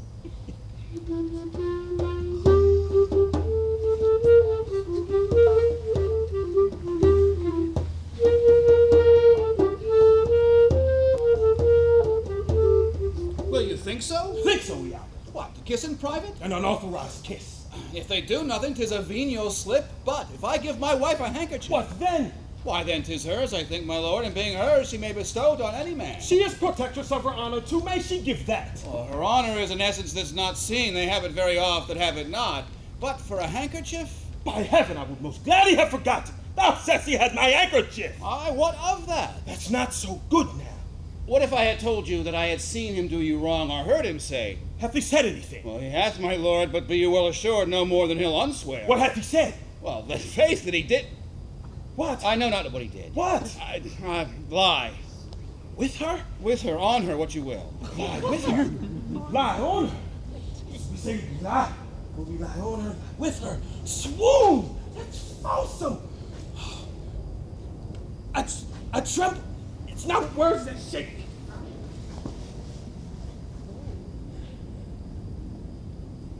Work on. My medicine works. Thus credulous fools are caught. Oh, what ho! Othello, my lord! What? Oh, how now, Cassio? What's the matter? Oh, my lord has fallen into an epilepsy. 'Tis his second fit. He had one yesterday. Rub him about the temples. Oh, no, forbear. The lethargy must work his quiet course. If not, he foams at mouth, and by he works into a savage madness. Look, he stirs. Would you withstand a while? He will recover straight. When he is gone, I would on great occasion speak with you. How now, General? What? Have you hurt your head? Dost thou mock me? I mock you not, by heaven. Would you take your fortune like a man? A horned man's a monster and a beast. Be a man. Go. Stand you apart a while. Confine yourself but in a patient list. While you are here, o'erwhelmed with your grief, a passion most unsuiting such a man, Cassio came hither. I shifted him away, laid good excuse upon your ecstasy, and bade him return here anon to speak with me, the which he promised. Do but encave yourself, and mark the fleers, the jibes, and notable scorns that dwell in every region of his face. For I will make him tell the tale anew. Where, how oft, how long ago, and when he hath it is again to cope your wife. I say, mark you what is just, you're married, Patience, or I will say you're all in spleen and nothing of a man. Dost thou hear, Iago? I will be most cunning in my patience. But, dost thou hear? Most bloody. That's not amiss, but yet keep time in all. Will you withdraw?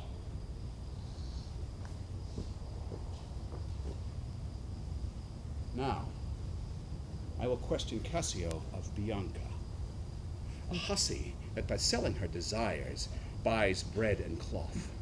It is a creature that dotes on Cassio, for 'tis the strumpet's plague to beguile many and be beguiled by one.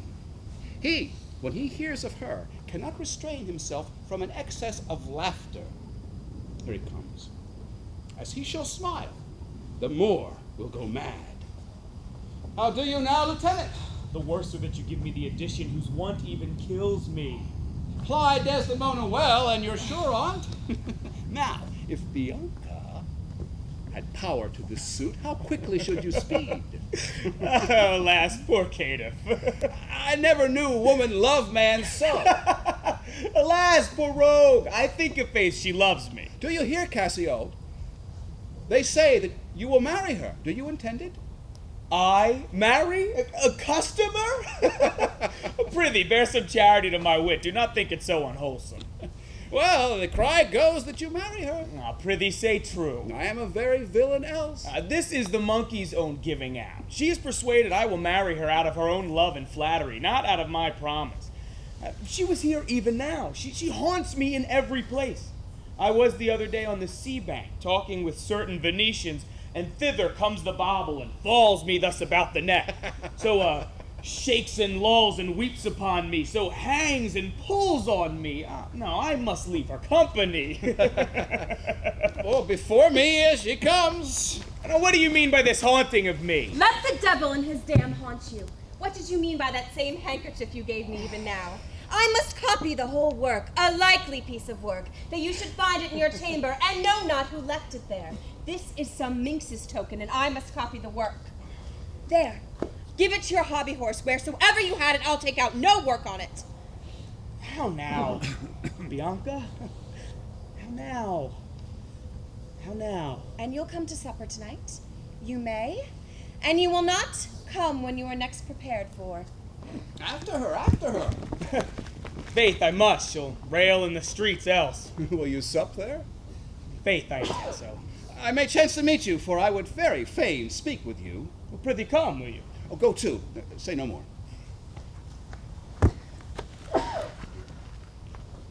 How shall I murder him, Iago? Didst not perceive how he did laugh at his vice? Oh, Iago. And did you see the handkerchief? Was that mine? Yours, by this hand. And did you see how he prizes the foolish woman your wife?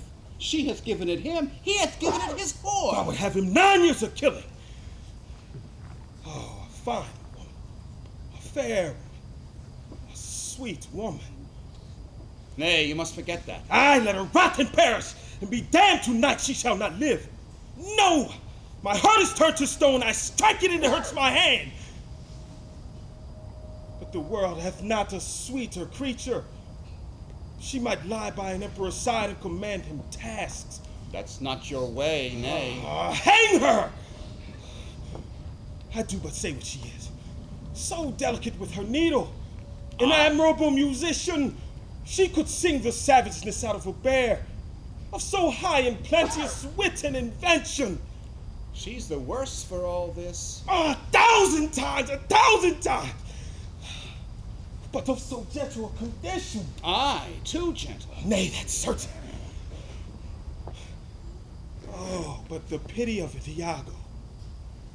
Oh, Iago. The pity of it, Iago. If you are so fond of her iniquity, why not give her patent to offend? For if it touches not you, it comes near nobody. Chop her to messes, cuckold knee. Oh, 'tis foul in her. With mine officer. It's foul. Get me some poison, Iago, this night. I'll not expostulate with her, lest her body and beauty unprovide my mind again this night. Do it not with poison. Strangle her in her bed, even the bed that she hath contaminated. Good, good. The justice of it pleases, very good. As for Cassio, I'll be his undertaker. You will hear more by midnight. Excellent, good. What trumpet is that, Sam? I have warrants from Venice. 'Tis Lodovico. He's from the Duke. See, your wife's with him. God save the worthy general. With all my heart, sir. The Duke and the Senators of Venice greet you. I kiss the instrument of their pleasures. What's the news, good cousin Lodovico? I am glad to see you. Welcome to Cyprus, Signor. I thank you. How does Lieutenant Cassio? Lives, sir. Cousin, there's fallen between him and my lord a most unkind breach, but you shall make all well. Are you sure of that? My lord? He did not call. He's busy in the paper. Is there division betwixt my lord and Cassio? A most unhappy one. I would do much to atone for them, for the love I bear to Cassio. Fire and brimstone! My lord. Are you wise? What, is he angry? Maybe the letter moved him, for as I think they do command him home, deputing Cassio in his government. By my troth, I am glad onward. Indeed! My lord. I'm glad to see you mad. My sweet Othello. Devil! I have not deserved this. My lord, this would not be believed in Venice, though I should swear I saw it. 'Tis very much. Make her amends. She weeps. Devil. If the earth could teem with woman's tears, each drop she falls would prove a crocodile. Out of my sight! I would not stay to offend you. Truly an obedient lady. I beseech you, lord, call her back. Mistress!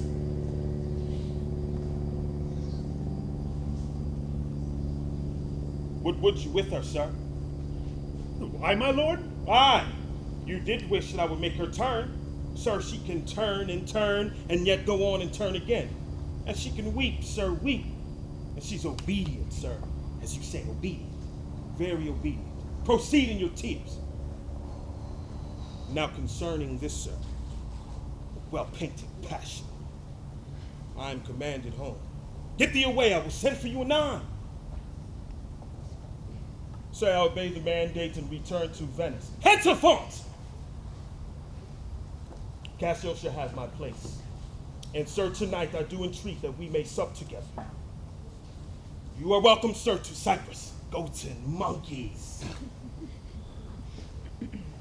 Is this the noble Moor whom our full senate call all in all sufficient? Is this the nature whom passion could not shake? Whose solid virtue the shot of accident nor dart of chance could neither graze nor pierce? He is much changed. Are his wits safe? Is he not light of brain? He is that he is. I may not breathe censure of what he might be. If what he might be he is not, I would to heaven that he were. What, struck his wife? Faith, that was not so well. Would I knew that strike would be his worst. Is it his use, or did the papers work upon his blood and new create his fault? Alas, alas. It is not honest in me to say what I have seen and known. You will follow him and mark how he continues. I am sorry that I'm deceived in them.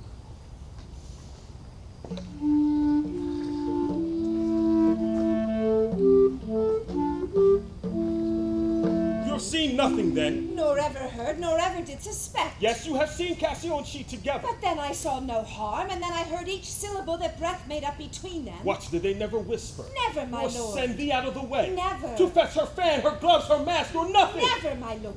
That's strange. I durst, my lord, to wager she is honest. Lay down my soul at stake.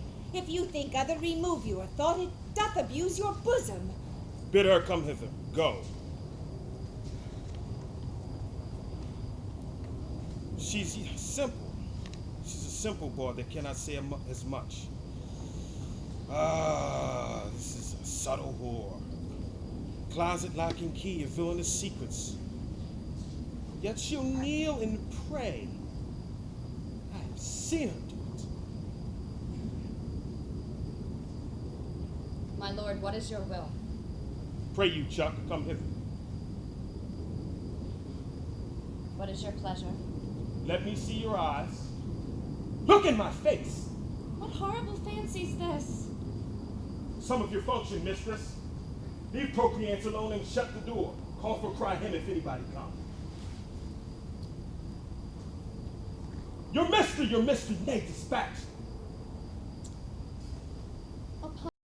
your speech import. I understand a fury in your words, but not the words. Why, what art thou? Your wife, my lord, your true and loyal wife. Swear it. Damn thyself. Swear thou art honest. Heaven doth truly know it. Heaven doth truly know thou art false as hell. To whom, my lord? With whom? How am I false? Oh, Desdemona. Way, way, way. Am I the motive of these tears, my lord? If haply you, my father, do suspect an instrument of this your calling back, lay not your blame on me. If you have lost him, I have lost him too.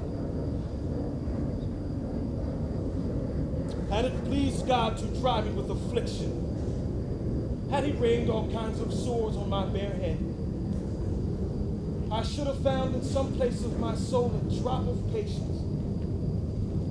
But alas, to make me the fixed figure for the time of scorn, to point his slow and moving finger at. Yet could I bear that too. Well, very well. But there, where I've garnered up my heart, where either I must live or bear no life, the fountain from the which my current runs or else dries up, to be discarded thence. I hope my noble lord esteems me honest. Aye, as the summer flies in the shambles that quicken even with blowing. O thou weed, art so lovely fair, and smells so sweet that the sense aches at. Wouldst thou had ne'er been born! Alas, what ignorant sin have I committed? Was this fair paper, this most goodly book, made to write whore upon? What committed? Committed, O thou public commoner? The heaven stops the nose at it, and the moon winks. The bawdy wind that kisses all it meets is hushed within the hollow mine of earth. What committed, impudent strumpet? By heaven, you do me wrong. Are you not a strumpet? No, as I am a Christian. What's not a whore? No, as I shall be saved. Is it possible? Heaven help us. I cry you mercy then. I took you for that cunningest whore of Venice that married with Othello. You, mistress, you that keeps the office opposite to St. Peter in the gates of hell, you. We have done our course. There's some money for your pains. Alas, what does this gentleman conceive? How do you, madam? How do you, my good lady? In faith, half asleep. Good madam, what's the matter with my lord? With who? Why, with my lord, madam. Who is thy lord? He that is yours, sweet lady. I have none. Do not talk to me, Amelia. I cannot weep, nor answers have I none but what should go by water.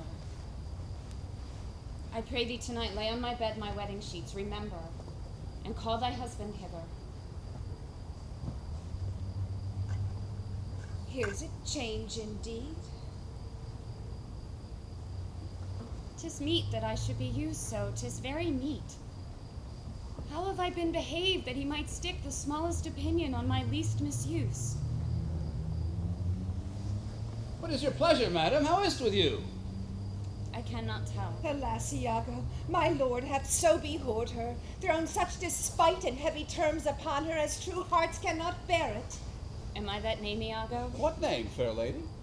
Such as she did say my lord did say I was. He called her whore. A beggar in his drink could not have laid such terms upon his callet. Why did he so? I know not, I am sure I am none such. Do not weep. Do not weep. Alas, the day. Hath she forsook so many noble matches, her father and her country and her friends to be called whore? Would it not make one weep? It is my wretched fortune. Beshrew him for it. How comes this trick upon him? Nay, heaven doth know. I will be hanged if some eternal villain, some busy and insinuating rogue, some cogging, cozening slave to get some office have not devised this slander. I will be hanged else. Why, there is no such man. It is impossible. If any such there be, heaven pardon me. A halter pardon him, and hell gnaw his bones. Why should he call her whore? Who keeps her company? What place? What time? What form? What likelihood? The Moor's abused by some most villainous knave, some base, notorious knave, some scurvy fellow. Speak within door. Oh, fie upon them! Some such squire he was that turned your wit the seamy side without and made you to suspect me with the Moor. Go to, you're a fool. How can I do to win my lord again? Good friend, go to him, for by the sleight of heaven I know not how I lost him. I pray you, be content. 'Tis but his humor. His business with the state finds offense, and he doth chide with you. If 'twere no other. I warrant 'tis but so. The instruments call you to supper. The messengers from Venice stay the meat. Now, go in, do not weep, all things shall be well.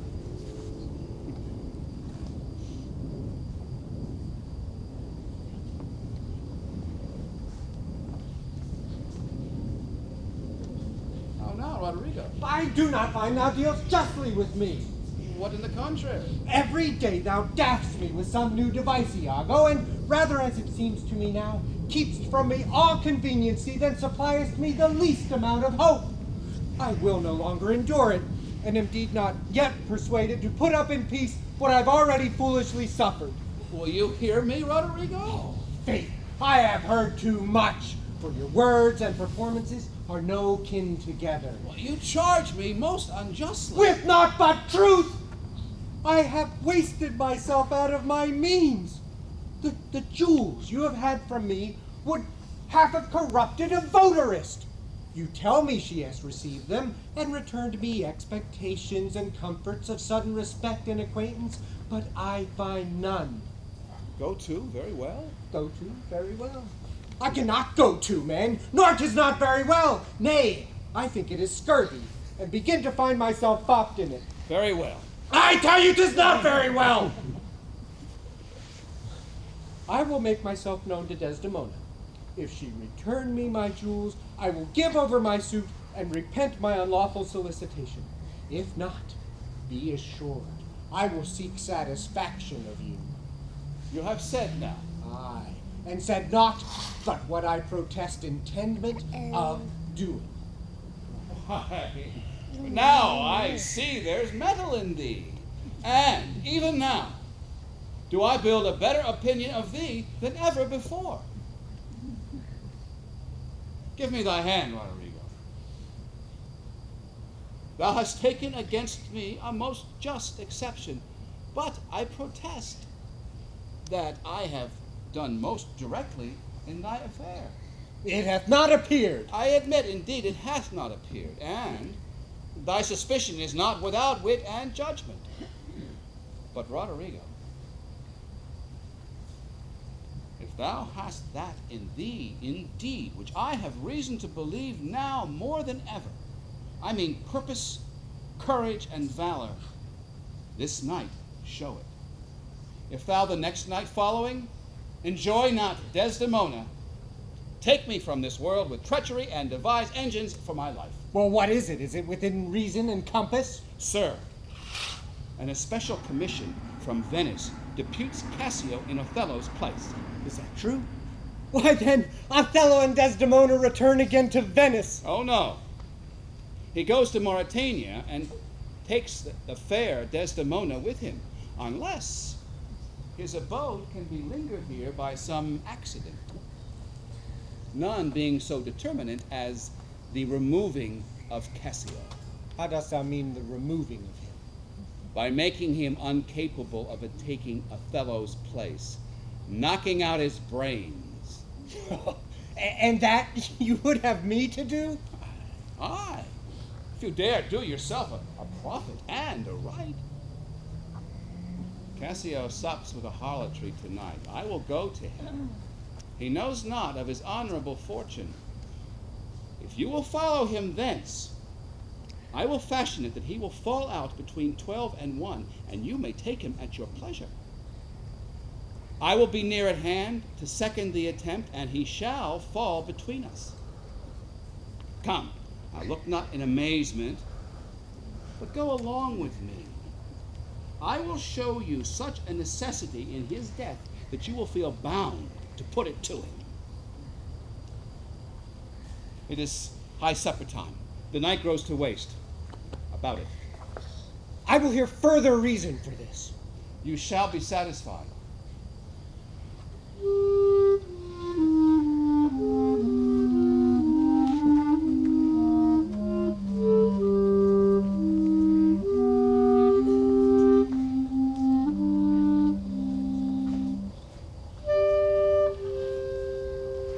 I beseech you, sir, trouble yourself no further.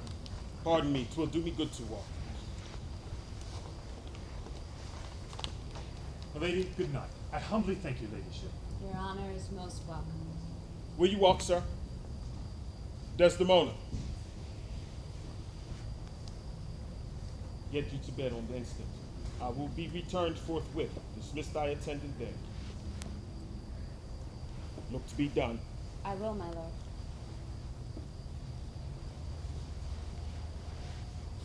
How goes it now? He looks gentler than he did. He says he will return incontinent. He hath bade me go to bed and bid me dismiss you. Dismiss me? It was his bidding. Therefore give me my nightly wearing and adieu. We must not now displease him. I would you had never seen him. So would not I. My love doth so approve him that even his checks, his frowns, his stubbornness, pray thee unpin me, have grace and favor in them. I have laid those sheets you bade me on the bed. All's one. Good faith, how foolish are our minds. If I should die before thee, I pray thee shroud me in one of those same sheets. Oh, come, you talk. My mother had a maid called Barbary. She was in love, and he she loved proved mad and did forsake her. She had a song of willow. An old thing 'twas, but it expressed her fortune, and she died singing it. That song tonight will not go from my mind. I have much to do but to go hang my head all to one side and sing it like poor Barbary. Pray thee dispatch. Shall I go fetch your nightgown? No, unpin me here. This Lodovico is a proper man. A very handsome man. He speaks well. I know a lady in Venice would have walked barefoot to Palestine for a touch of his nether lip. A poor soul sat sighing by a sycamore tree, sing all a green willow, her hand on her bosom, her head on her knee, sing all a green willow, willow, willow, willow, sing all a green willow, my garden shall. Lay by these. So get thee gone, he'll come anon. Mine eyes do itch, doth that bode weeping? 'Tis neither here nor there. I have heard it said so. Oh, these men, these men! Dost thou in good conscience think, tell me, Amelia, that there do be women who abuse their husbands in such gross kind? Oh, there be some such, no question. Wouldst thou do such a deed for all the world? Why? Would not you? No, by this heavenly light. Nor I neither by this heavenly light. I might do it as well in the dark. Wouldst thou do such a deed for the whole world? Oh, the world's a huge thing. It is a great price for a small vice. In truth, I think thou wouldst not. In truth, I think I should. And undo it when I have done. Marry, I would not do such a thing for a joint ring, nor for measures of lawn, nor gowns, petticoats, nor caps, nor any petty exhibition. But for all the whole world, what's pity? Who would not make her husband a cuckold, to make him a monarch? I should venture purgatory for it. Beshrew me much if I should do such a wrong for the whole world. Why, the wrong is but a wrong in your world, and having the world for your labor, you might quickly make it right. I do not think there is any such woman. Oh, yes, a dozen, and as many to the vantage as would store the world they play for. But I do think it is their husbands' faults if wives do fall. Say that they slack their duties and pour our treasures into foreign laps, or else break out in peevish jealousies, throwing restraint upon us. Or say they strike us, or scant our former having in despite. Why, we have galls, and though we have some grace, yet we have some revenge. Let husbands know their wives have sense like them. They see and smell and have their palates both for sweet and sour as husbands have. What is it that they do when they change us for others? Is it sport? I think it is. And doth affection breed it? I think it doth. And is it frailty that thus errs? It is so too. And have we not affections, desires for sport, and frailty as men have? Then let them use us well, else let them know the ills we do, their ills instruct us so. Good night, good night. God give me such use as men, not to pick bad from bad, but by bad men.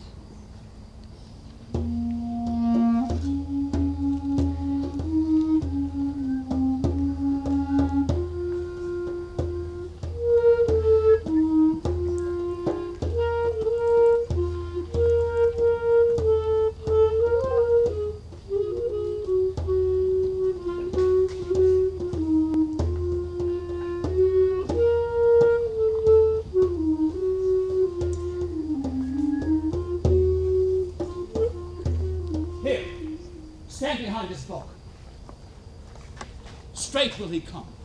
Wear thy good rapier bare, and put it home. Quick, quick, fear nothing, I'll be at thy elbow.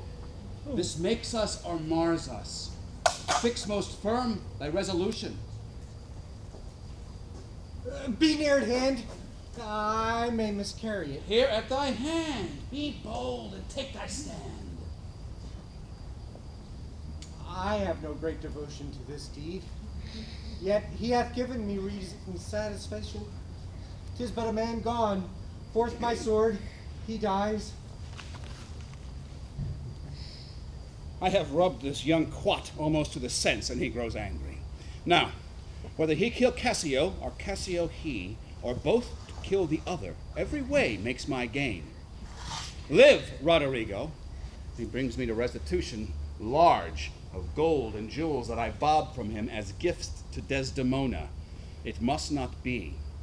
If Cassio do remain, he hath a daily beauty in his life that makes me ugly, and besides, the more may unfold me to him. No, he must die. Farewell, sweet Bianca. So here they come. 'Tis his voice.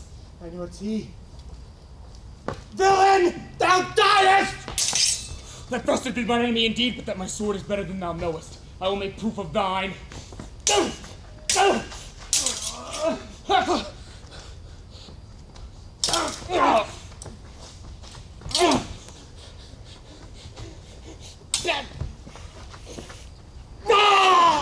I am slain! Who goes there? I am made forever! The help, ho! Murder! Murder! Oh, villain that I am. A light, a surgeon! What, ho, no watch, no passage? Murder! Murder! Tis some mischance. The voice is very direful. Help! Hark! Oh, wretched villain. 2 or 3 groan. 'Tis heavy night. These may be counterfeits. Let's think it unsafe to come into the cry without more help. None come, then shall I bleed to death. Who's there? Who is it that cries on murder? We do not know. Do not you hear a cry? Here! Oh, for heaven's sake, help me! What's the matter? This is Othello's ensign, as I take it. The same indeed. A very valiant fellow. Oh, who is here so cry so grievously? Iago! Oh, I am spoiled undone by villains. Give me some help. Oh, me, Lieutenant. What villains have done this? I think that one of them is here about and cannot make away. Oh, treacherous villain!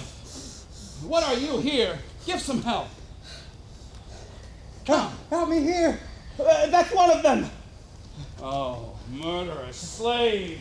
Oh, villain. Inhuman dog. Damn Iago. Kill men in the dark. Where be these bloody villains? The town is silent. One whole murder. What may you be, good or evil? As he shall prove his praises. Signor Lodovico. He, sir. I cry your mercy. Here lies Cassio, hurt. Cassio? How is brother? My leg is cut in two. Oh, Mary, God forbid. What's the matter, Ho? Who is it that cried? What is it that cried? Cassio. Sweet Cassio. Cassio. Oh, notable strumpet. Cassio, who may you suspect that thus hath mangled you? I know not. Oh, Cassio, I am sorry to find you thus. I have been to seek you. Alas, he faints. Cassio. Gentlemen, all, I do suspect this trash to be a party in this injury. Cassio, patience. Come, give me your light. Know we this face or no? Oh, alas, my good friend and countryman Roderigo. What, no, heaven, oh, Roderigo. What a Venice! Did you know him, sir? Know it? I. Oh, Signor Graciano, I cry your gentle pardon. These bloody accidents must excuse my manners for so neglecting you. I am glad to see you. How now, Cassio? Some good man, bear him carefully from hence. I will fetch the general surgeon. Mistress, as for you, save you your labor. Cassio, this fellow that is slain was my dear friend. What malice was between you? None in the world, nor did I know the man. What? Look you pale, mistress. Oh, bear him out of the air.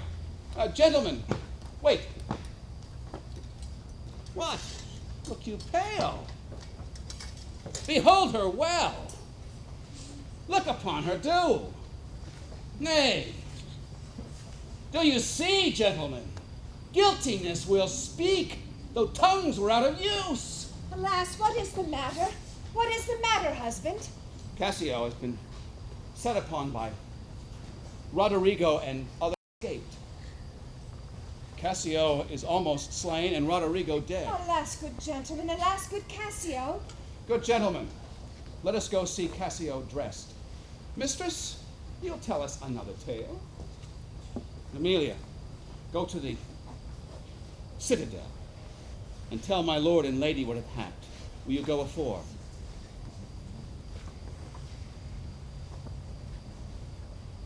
This is the night that either makes me or foredoes me quite.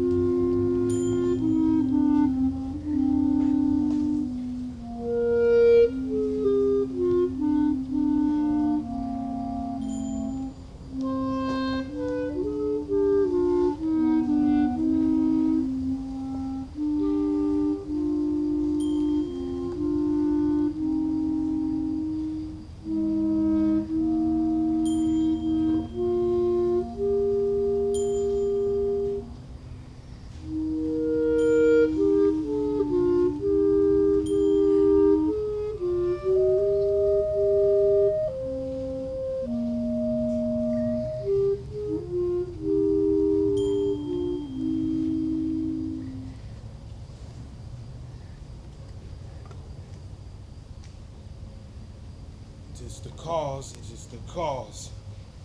My soul, let me not name it to you, chase stars. It is the cause. Yet I'll not shed her blood, nor scar that whiter skin of hers than snow and smooth as monumental alabaster. Yet she must die, else she'll betray more men. Put out the light, and then put out the light.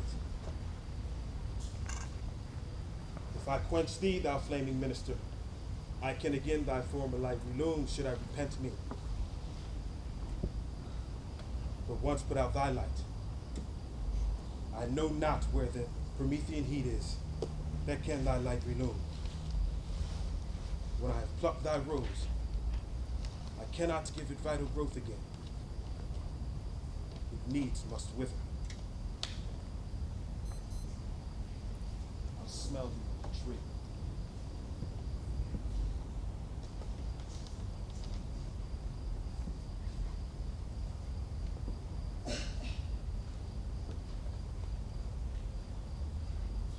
O balmy breath that dost almost persuade justice to break her sword. One more. One more.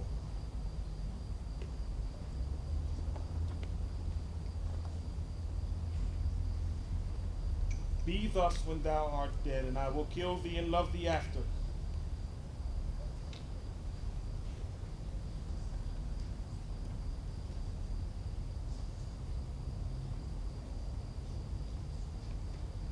She waits. Who's there? Othello? Aye, Desdemona. Will you come to bed, my lord? Have you prayed tonight, Desdemona? Aye, my lord. If you bethink yourself of any crime unreconciled as yet to heaven and grace, solicit for it straight. Alack, what may you mean by that? Do it in be brief. I will walk by. I will not kill thy unprepared spirit. No heavens forfend. I will not kill thy soul. Talk you of killing? Aye, I do. Then heaven have mercy on me. Amen with all my heart. If you say so, I hope you will not kill me. Oh. And yet I fear you, for you're fatal then when your eyes roll so. Why I should fear I know not, since guiltiness I know not, and yet I fear. Think on thy sins. They are loves I bear to you. And for that thou diest. That death's unnatural that kills for loving. Peace and be still. I will so. What's the matter? That handkerchief that I so loved and gave thee, thou gavest to Cassio. No, by my life and soul, send for the man and ask him. Sweet soul, take heed. Take heed of perjury, thou art on thy deathbed. Aye, but not yet to die. Presently. Therefore confess thee freely of thy sin. For to deny each article with oath cannot remove nor choke the strong conception I do groan withal, thou art to die. And heaven help us. I say amen. And have you mercy, too. I never did love Cassio in my life. But with such general warranty of heaven as I might love, I never gave him token. By heaven, I saw my handkerchief in his hand. O perjured woman, thou dost stone my heart, and makes me call what I intend to do a murder which I thought to sacrifice. I saw the handkerchief. He found it then. I never gave it him. Send for him. Let him confess a truth. He hath confessed. What, my lord? That he hath used thee. How? Unlawfully? Aye. He will not say so. No, his mouth is stopped. Honest Iago hath taken order for it. What, is he dead? Had all his hairs been lies, my great revenge had stomach for him all. Alas, he is betrayed, and I am undone. Out, strumpet! Break the stop for him to my face! Oh, banish me, my lord, but kill me not! Down, strumpet! Kill me tomorrow! Let me live tonight! Being done, there is no pause! Well, what is he? One prayer! It is too late! Oh, Lord, Lord, Lord!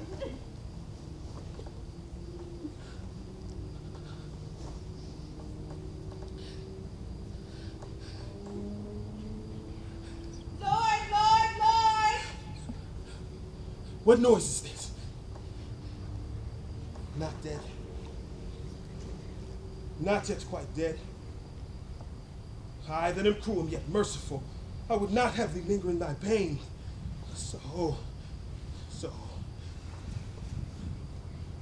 What ho, my lord, my lord! Who's there? Oh, my good lord, I would speak a word with you. Yes, 'tis Amelia.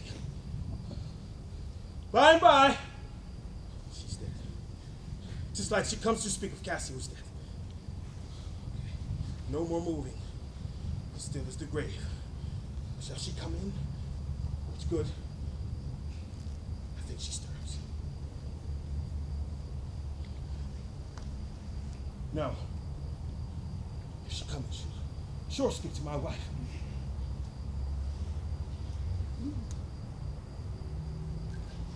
My wife.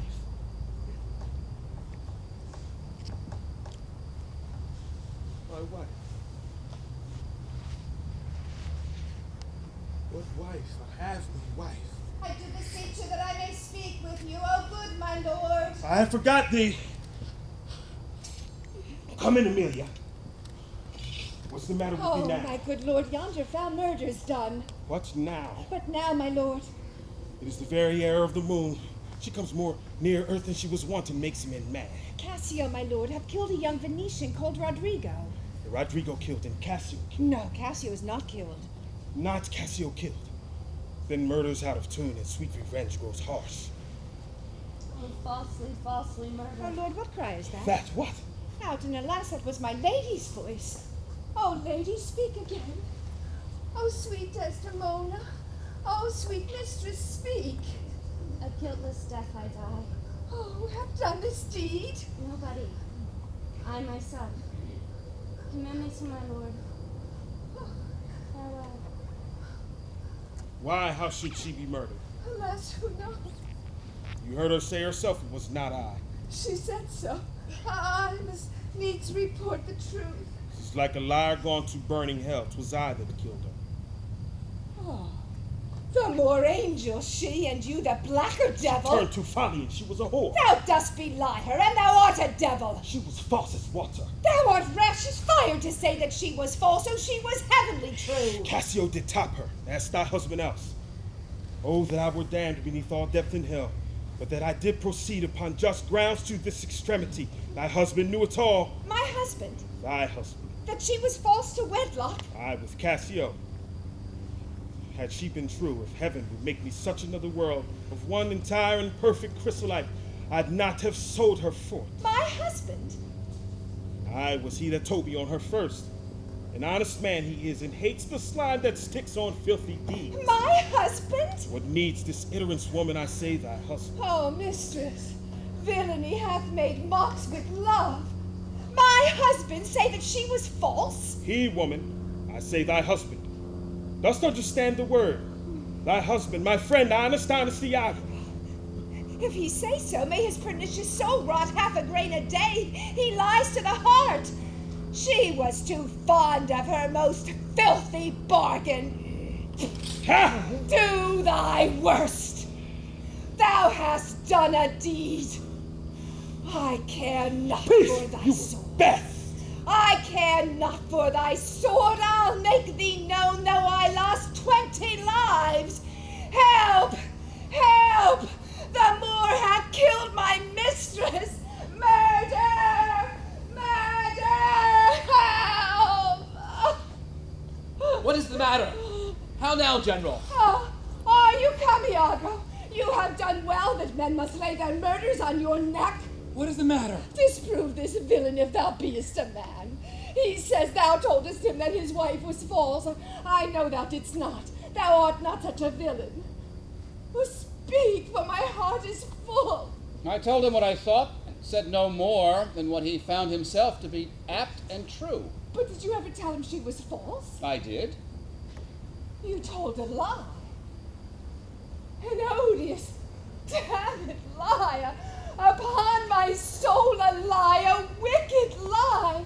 She false with Cassio? Did you say with Cassio? With Cassio, mistress, charm thy tongue. I will not charm my tongue. I am bound to speak. My mistress here lies murdered in her bed. God save heaven forfend. And your reports have set the murder on. Nay, stare not, masters, it is true indeed. 'Tis a strange truth. Oh, monstrous act. Villainy, villainy, I think upon it, I smell it. Oh, villainy. I thought so then. I'll kill myself for grief. Oh, villainy, villainy. You are mad. I charge you, get thee home. Good gentlemen, let me have leave to speak. 'Tis proper I obey him, but not now.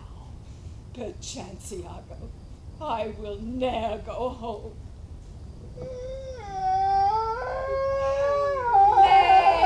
Lay thee down and roar, for thou hast killed the sweetest innocent that e'er did lift up eye. scarcely know you, uncle.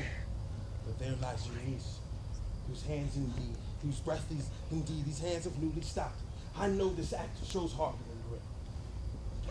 Poor Desdemona, I am glad thy father's dead. Thy match was mortal to him, and pure grief sure his old thread in twain. Did he live now, this sight would make him to a desperate turn. 'Tis pitiful, but yet Iago knows the act of shame that she and Cassio 1,000 times committed. Cassio confessed it, and she did gratify his amorous works with that pledge of love that I first gave her. I saw it in his hand. It was a handkerchief, an antique token my father gave my mother. God. Oh, heavenly God. Solmes, hold your peace. I will not. Will out. Twill out. I peace. No, I will speak as liberal as the north. Let heaven and men and devils, let 'em all cry shame against me, yet I'll speak. Be wise and get you home. I will not. Find your sword upon a woman. Thou dull Moor, that handkerchief thou speakest of, I found by fortune and did give my husband. For often with a solemn earnestness, more than indeed belonged to such a trifle, he begged of me to steal it. Villainous whore! She give it Cassio. Now, alas, I found it, and I did give it my husband. Filth, thou liest! By heaven, I do not. I do not, gentlemen. Oh, murderous coxcomb! Are there no what stones should such a in fool heaven do with but for so stirs for good the a thunder? wife? Nay, my lord. The lady falls. Sure he hath killed his wife. I lay me by my mistress' side. He's gone, and his wife is killed. 'Tis a notorious villain. Take you this weapon which I have here recovered from the Moor. Come, guard the door without. Let him not pass, but kill him rather. I will after the same villain. 'Tis a damned slave.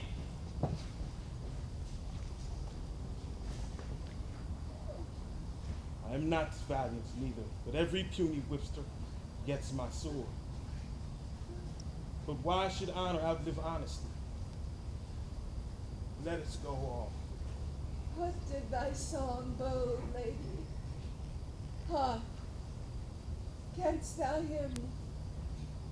Willow, willow, willow. More, she was chaste. She loved me, cruel boy. So come my soul to bliss as I speak true. Now how dost thou look now, ill-starred wench, pale as thy smock? When we shall meet at count, this look of thine will hurl my soul from heaven. Where's this most rash and unfortunate man? That's he that was Othello, here I am. Where's that viper? Bring the villain forth. I look down towards his feet with that the favor, if that be the devil I can't. Get your sword from him!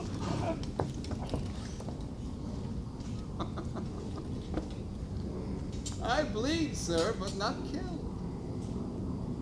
I'm not sorry neither. I'd have thee live. For in my sense 'tis happiness to die. O thou Othello, that once was so good, fallen in the practice of a cursed slave, what shall be said to thee? Why, anything, an honorable murder, if you will. For naught I did in hate, but all in honor. This wretch hath part confessed his villainy. Did you and he consent in Cassio's death? Aye. Dear General, I never gave you cause. I do believe it. And I ask your pardon. Will you, I pray, demand that demi-devil, why he hath thus ensnared my soul and body? Demand me nothing.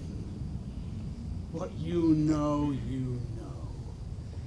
From this time forth, I never will speak word. Thou pernicious caitiff! How came you, Cassio, by that handkerchief that was my wife's? I found it in my chamber, and he himself confessed it, but even now that there he dropped it for a special purpose which wrought to his desire. Oh, fool, fool, fool. You must forsake this room and go with us. Your power and command are taken off, and Cassio rules in Cyprus. For this slave, if there be any cunning cruelty which can torment him much and hold him long, it shall be his. You shall close prison or rest, till that the nature of your fault be known to the Venetian state. Come, bring away. Soft you. A word or two before you go. I have done the state some service, and they know. I pray you, in your letters, when you these unlucky deeds relate, speak of me as I am. Nothing extenuate nor set down aught in malice. Then must you speak of one who loved not wisely but too well. Of one not easily jealous, but being wrought perplexed in the extreme.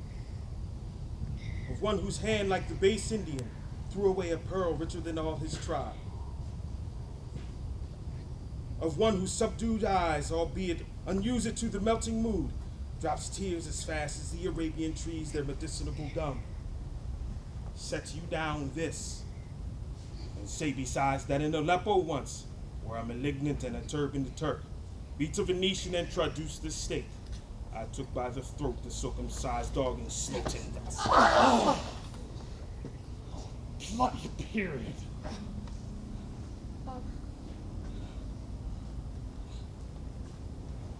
I kiss thee ere I kill thee. No way but this, killing myself to die upon a kiss.